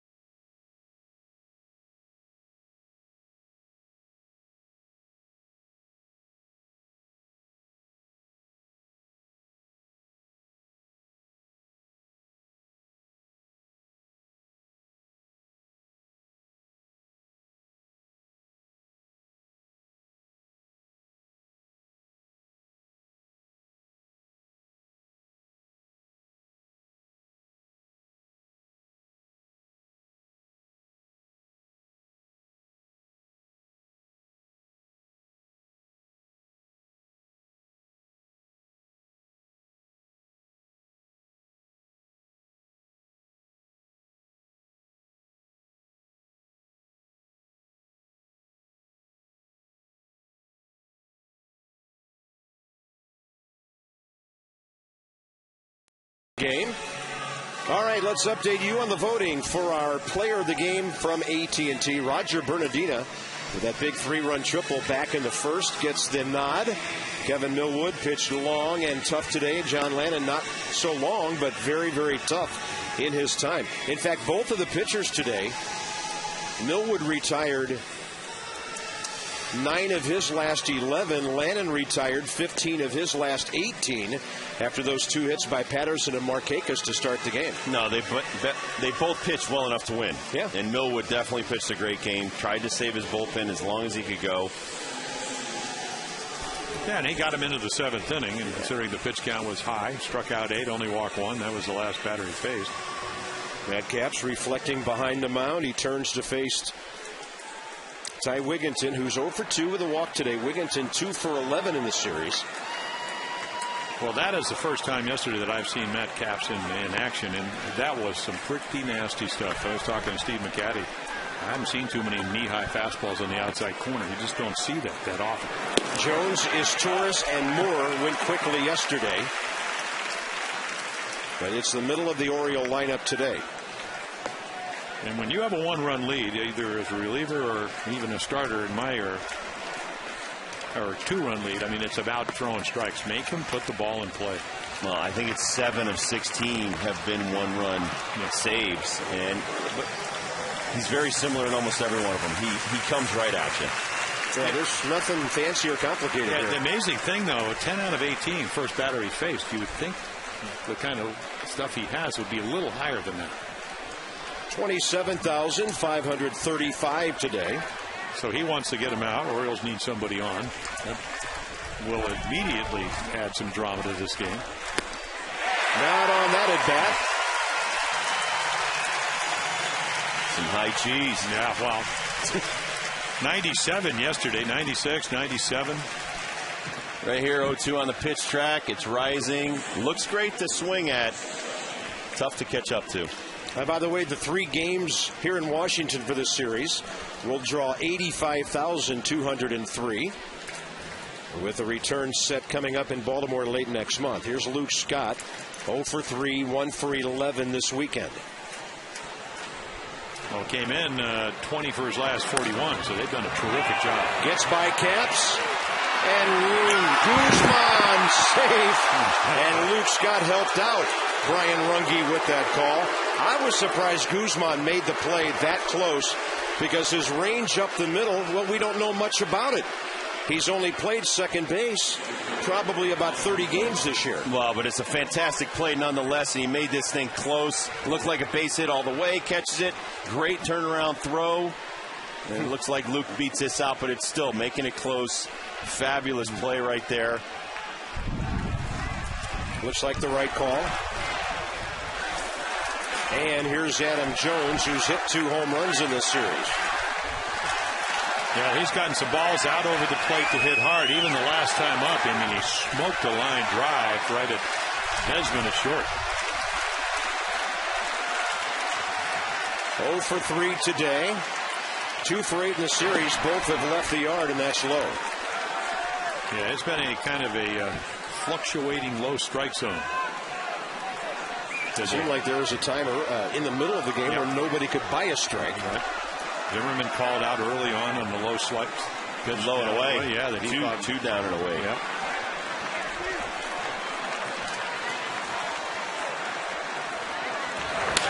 Jones, fair ball beyond the reach of Kennedy. Heading for third is Scott, and the tying run's going to be on second base. Orioles have hit some shots today that were caught, and that one just beyond the reach of Adam Kennedy. It'll be Matt Wieters coming up. The fact that Mike Winters didn't call the low strike, he brings it up a little bit right there. It gets shellacked down the right field line. And it's a good thing for the Orioles that ball wasn't caught because Luke Scott had already vacated first base by a wide margin. And so it's second and third, 1 out. If Adam Dunn's playing first, that ball's probably caught. Yeah. Interesting, One time when you make a defensive change and you get a guy that's a lot shorter than Adam. And a big spot for Wieters, obviously. 0 for 2 with a walk today. And 1 for 6 in the last 2 games.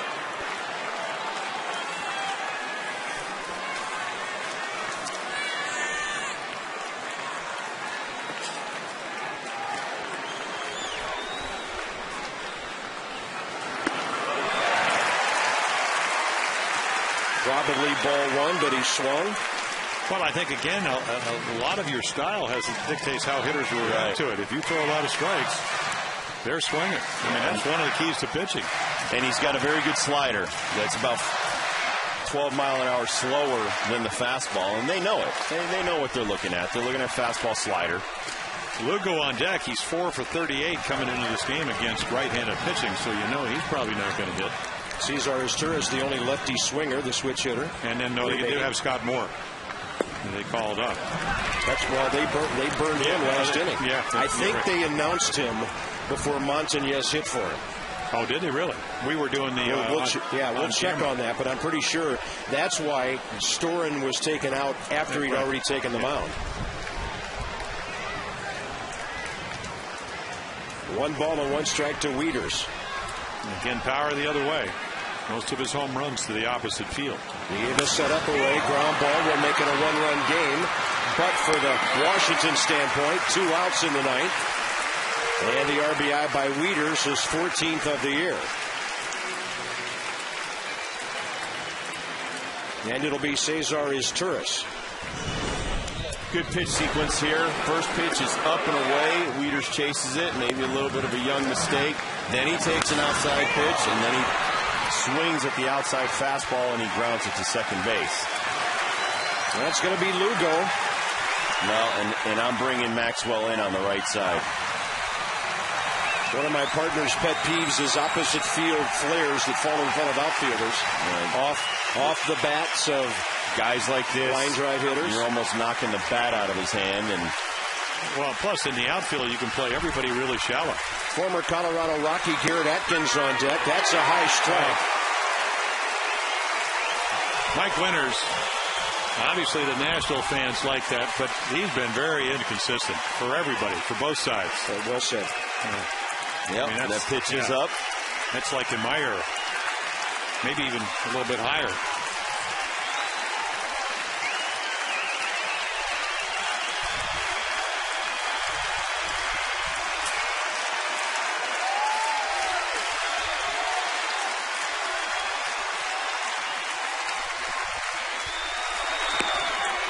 Fastball is up and in.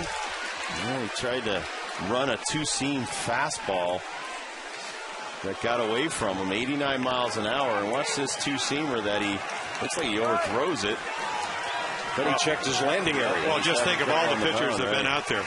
You know, you got lefties, righties, everybody landing in different places. We probably don't talk about that enough, what it's like to land late in the game. Oh, yeah, somebody else's landing zone's one of the worst. He's the 8th pitcher out there today. My last loss was in the 14th, 15th, and 16th inning pitching after about 12 pitches.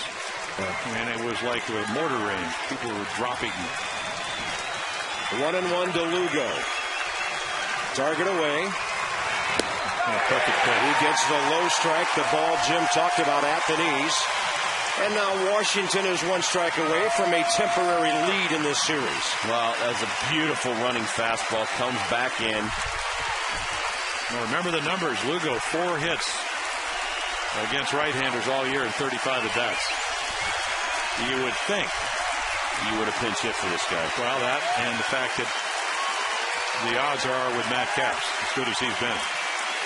Hadn't even thrown him a slider yet, but if you throw it, you better bury it. Oh, no, God. If he gets beat on a slider right here. Well, but you told me he had a good slider. Oh, he does, but not to these little guys. Yeah, okay.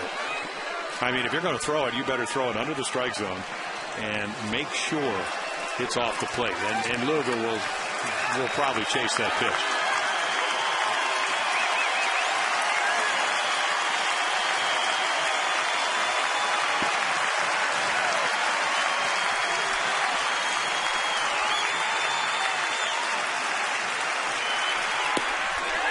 Capps made Lugo wait a long time there. Yeah. Another second, he probably would have asked for time. And then he missed away with it. Matt probably should have stepped out. It looked like he was trying to get a little bit more on his grip in his glove. And sometimes you step off, do it all over again. Sometimes it's even easier because the pitcher already knows what you want to throw.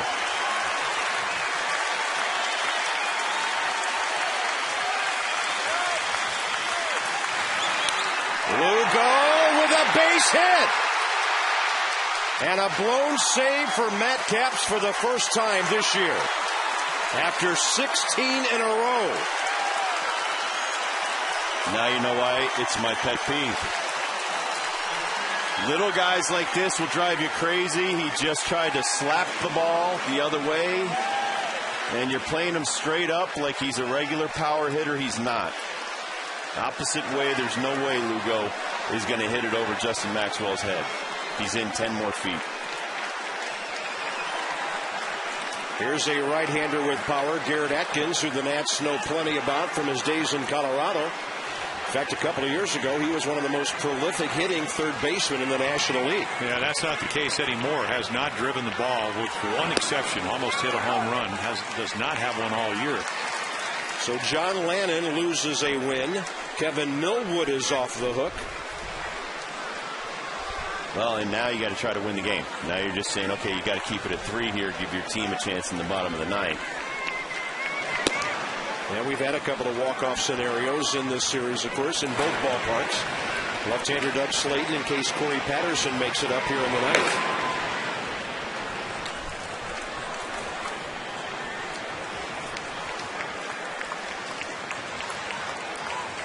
Well, the big hit was Adam Jones. Adam Jones's hit, the double, was huge. Now the runner's going. Throw to second is late and behind him. And the lead run's going to third base. Yeah, picked the perfect pitch to run on. High slider. Yep. And Lugo gets a big lead. And first error of the year on Will Nieves. Good jump.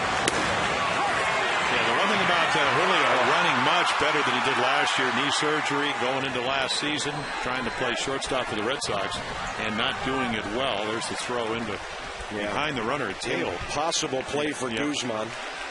Yeah, he's coming towards shortstop. The ball's going away. Count is 1-2 now to Atkins. He'll hit that one to right center. Tracking it is Maxwell.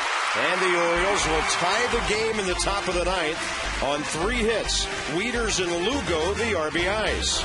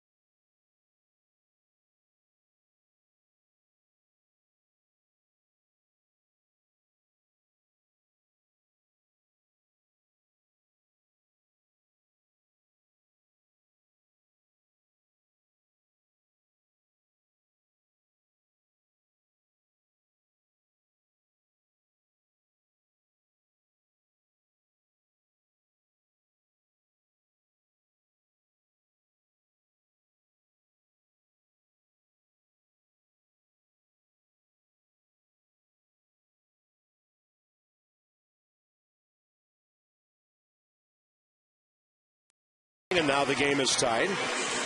Nyjer Morgan ignited that frame, Rob, with a leadoff base hit. Nyjer Morgan takes a Millwood pitch right back up the middle. Great job getting on by Nyjer. Then a perfect drag bunt by Christian Guzman. And then Bernardino with the bases loaded after a hit batter. Willingham reached first. They all came in. Bernardino would stay at third. And the Nationals have been shut down since then. Washington has 7 base hits since then, but this is when the writer would say Millwood scattered those hits. And the Nats have stranded 9 men on base. It'll be at the top of the order against Simone.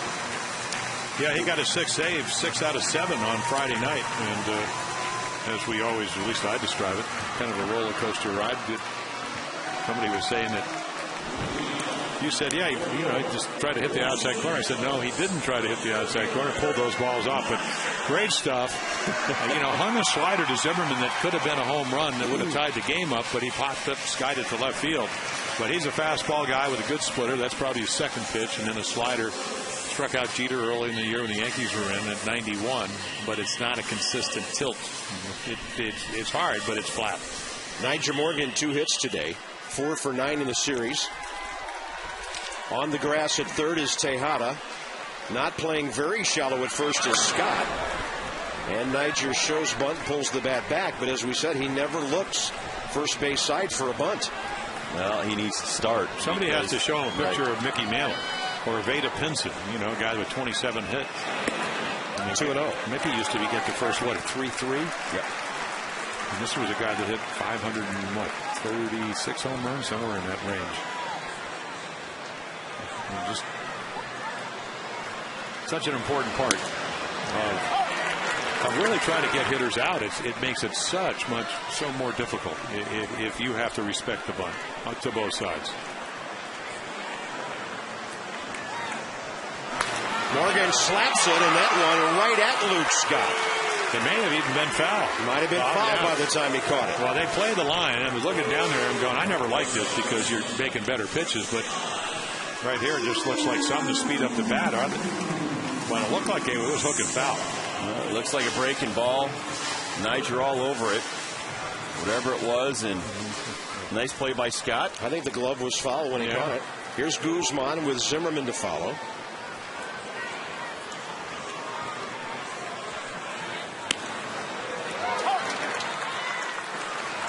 Simone can actually the pronunciation of his name, it was Alfredo Simon last year. He's since changed it to Simone. That's there's that splitter. And when he throws it well, Rob, it goes down. Well, you got to throw it. Yeah. You can't help it. Yeah, a lot of times he'll float him. Austin Kearns hit a 3-run home run against the blown save. 2-0 win-win. They get 8 runs in the inning. And Guzman takes one low. Christian Guzman, another productive day at the plate. He's 2 for 4.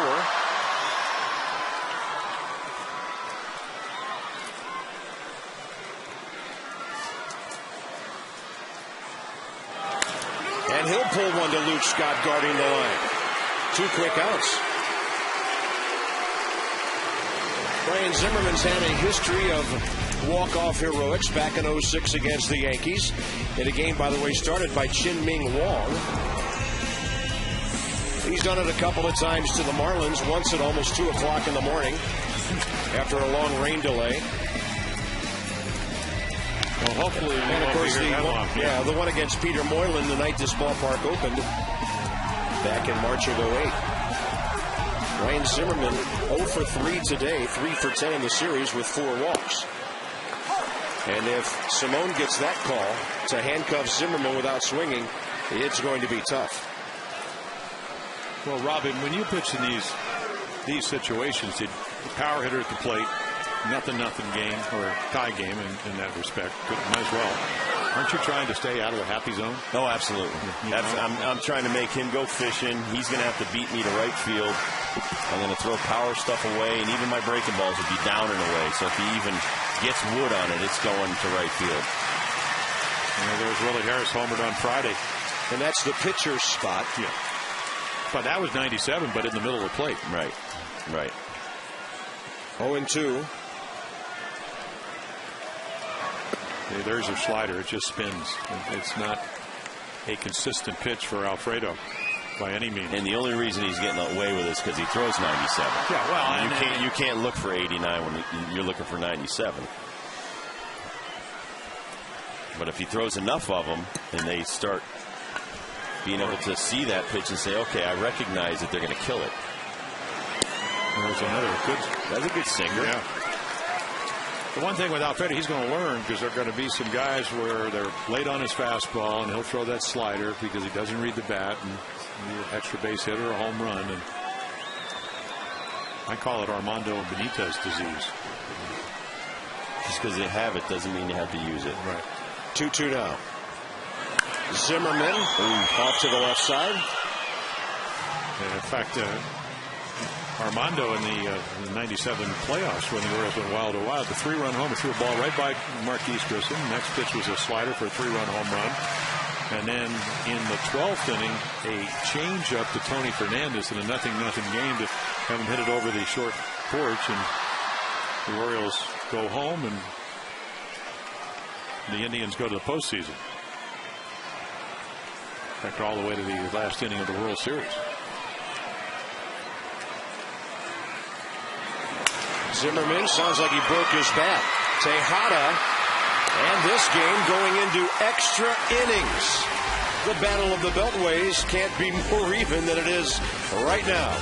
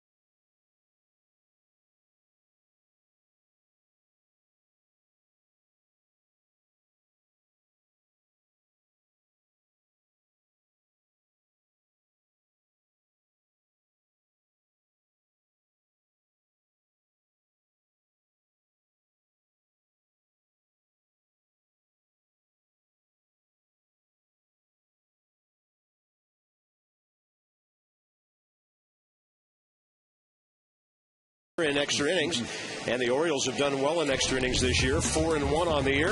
Matt Capps, a very rare run-yielding ninth inning.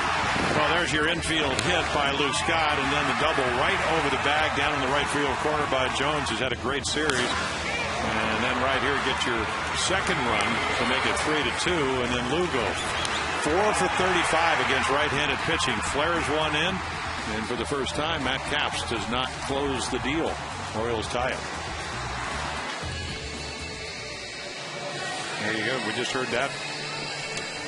They were telling all the press people Orioles good in extra innings. Well, according to the official stat sheet I'm looking at, the Nats are 0-3 in extra inning, and 2 of those here at home. They're predicting the future. Is that good or bad? I don't know. I mean, is that... I'm going to have to go to the spirit world here. Let us know when you're back. Let's hope that it's good. Doug Slayton takes over. Willie Harris in right field. Justin Maxwell has gone to center, and that ball popped up to the right side for first baseman Adam Kennedy. Off the bat of Corey Patterson. We just didn't want the Battle of the Beltways to end. Apparently not. Just having too much fun. And the pitcher, by the way, if you're scoring, is batting at first for the Nationals now.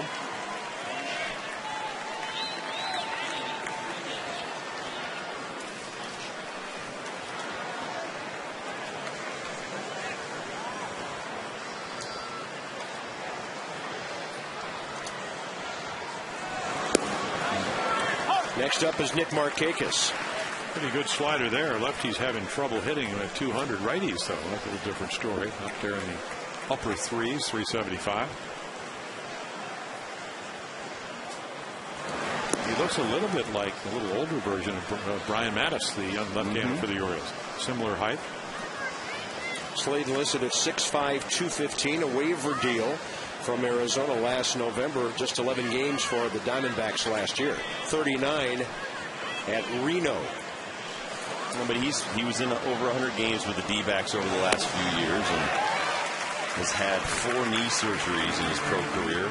Ex-basketball player. 61 games in 07, 45 in 08. I like him a lot. He attacks the strike zone, throws a lot of strikes, and you can work on those righty numbers with that slider. Just keep throwing it down and in on righties. He's been with the Nationals just short of 2 weeks, and this is his 7th appearance. Rob and I were kidding him in New York. He worked in 2 of the first 3 games after he slipped on the uniform. And your point from earlier, like Storen, well taken. You bring relievers up, they get put right to work because obviously they're replacing somebody who wasn't going that well. Right. Tardy on the swing is Markakis. 2 outs here in the 10th. Somebody wasn't getting the job done. You were down in the minor leagues, and so you come up in your fresh meat. You're going to pitch almost every day as long as you're successful. Yeah, fresh meat or fresh arm. Seize, well, same thing sometimes, but seize the hitters, opportunity. yeah, right. Throw it over, meat. You never heard that, did you? I don't know. I didn't listen. Therein lies the secret. Well, I do know. I mean, my rookie year, I was actually in the old ballpark here in Washington, RFK, and I ended up coming in at 19. I pitched, I think, like the last 4 innings, and retired everybody. And some guy was blowing down a whistle down the left field line. And every time I go to my windup, that's what I heard. You know, it was a loud whistle, obviously. Right. But sometimes, your third baseman come over and they go, "Where are you today?" I said, "Obviously not here." Those Senator fans. Yeah, those Senator fans. Well, it beat Cleveland where they had the drum. Do you remember who you faced? Well, yeah, I know. I remember I almost hit a home run off Benny Daniels. Tejada rips one. But there's a Desmond out there. And that's a 1-2-3 for Slayton in the top of the 10th. Willie Harris in the game. He'll lead off. Then it's Josh Willingham. And then after that, Maxwell. So the Nats have some power guys coming up in the bottom of the 10th.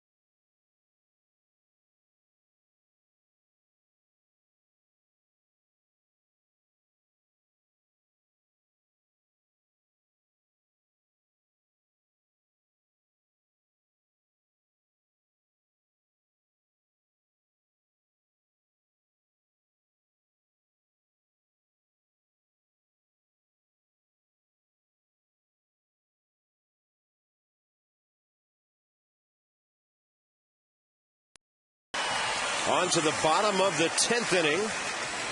Willie Harris hit a 2-run homer, batting in the leadoff spot on Friday night. Nats were down 4-1. He made it a 1-run game with that blast off Matt Albers. That wasn't your normal home run. It was crunched. Yeah, Willie doesn't hit too many off the facing of the upper deck out there. Yeah, but he's had an interesting career in that he hardly hit any homers for the first few years of his career, and here in Washington he's turned into a frequent power hitter. Get in there. Right side. Well played by Scott. Even nice play by Simon. He got hurt. He got hurt. Yep. Well, again, he had to catch a ball in the knee, and Amber Theo Harris talked about how the bullpen, I mean, this is going to probably get him out of the game. I mean, Scott has played great, but that low throw, I mean, Alfredo Simon is, at least 6'5", 6'6". Get over there, everybody's yelling.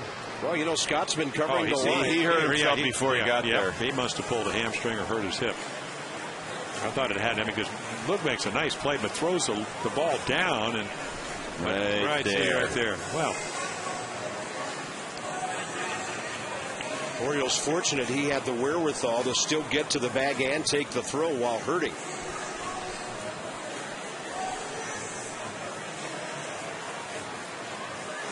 Hard to believe he could walk that one off.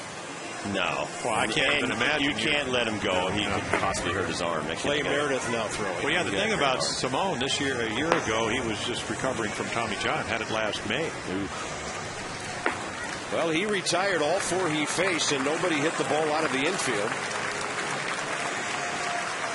And so Josh Willingham, Justin Maxwell, 2 strong right-handers, the do-ups here in the bottom of the 10th for Washington.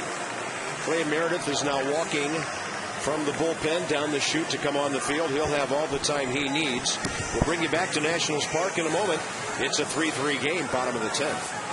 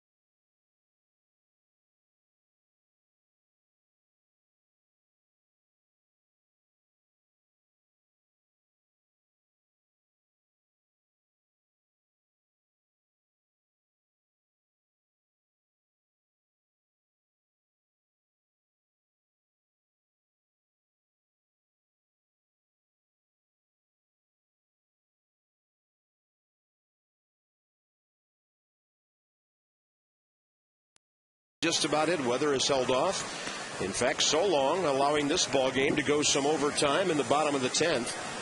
Clay Meredith continues to warm up with that sidewinding delivery of his.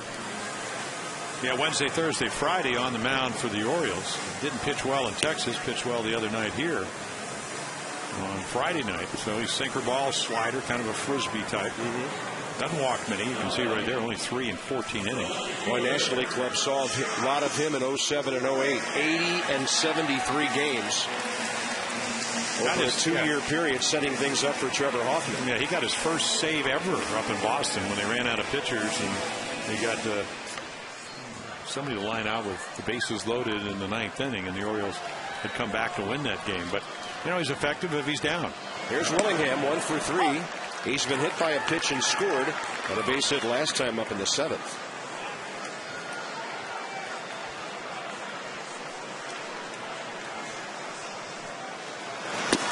Willingham waits out the breaking ball that stays low, 1-1. And for him, it's obviously it's location in a sense, but it's location down. He doesn't really pinpoint his stuff. For a guy that's threw what over the top, you threw pretty much up on top. Well, you're aiming for that outside corner. It's just, does the ball sink or doesn't it?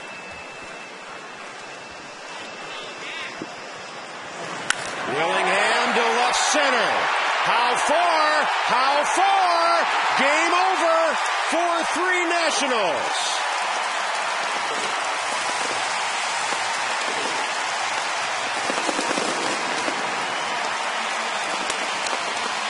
Hammer laying down some smack'em yack'em. Well, he tied the game yesterday. Gave the Nationals the win today. It's his 8th of the year, RBI number 26. He's the most walked batter in the National League. And he takes one out of here to win the game. Well, I think Meredith would have loved to have walked him there. You can look on deck. I'm telling you, I don't know if you pitched to him. No, he got behind. Yeah. He got a head strike, then 2 balls, and then he just leaves that one right up over the plate, and it kind of floats a little bit. Man, point of impact, crushes it. Once again, almost the same spot as the other home run, just over the bullpen to the right. That's Willingham's power spot in this ballpark. He's a frequent visitor to the bullpen, even though he never throws a pitch. 3 hours and 17 minutes. The Nationals win it. Debbie Taylor with the home run hero. Thank you very much, Bob. That's your power spot, isn't it? Yeah, a lot of them go to left center. What did you think about that? I mean, just take us through that. Well, I was taking a strike, and he threw a good one to hit. The 0 pitch, and then threw me a couple sliders, so I kind of figured a sinker was coming, and he threw it, left it up a little bit, and I hit it well. You hit a home run yesterday. You're starting to feel pretty good at the plate. Yeah, I feel like when I'm getting some pitches to hit, I'm hitting them hard. And, that's about all you can do is look for your pitch to hit and try and hit it hard. You take 2 out of 3 from the Orioles, and now you take a long flight to the West Coast. Does this make it a little bit shorter? It makes it a lot shorter because, that would have been a tough one to lose. So it's a good get a win. Doesn't really matter how we do it. I know Matt's done a great job this year. It's the only time he's going to save. So it's good to come back and get a win. Josh, this team just never gives up, does it? No, we don't give up. We're going to play hard. It's not going to really matter to score. That's really all you can do as a player is make sure you prepare yourself and play hard every day. Hey, Josh Willingham, thank you very much. Let's go back to you, Bob. Thank you, Debbie Taylor. Josh Willingham, always low-key and humble, even at times of triumph. And the Nats beat the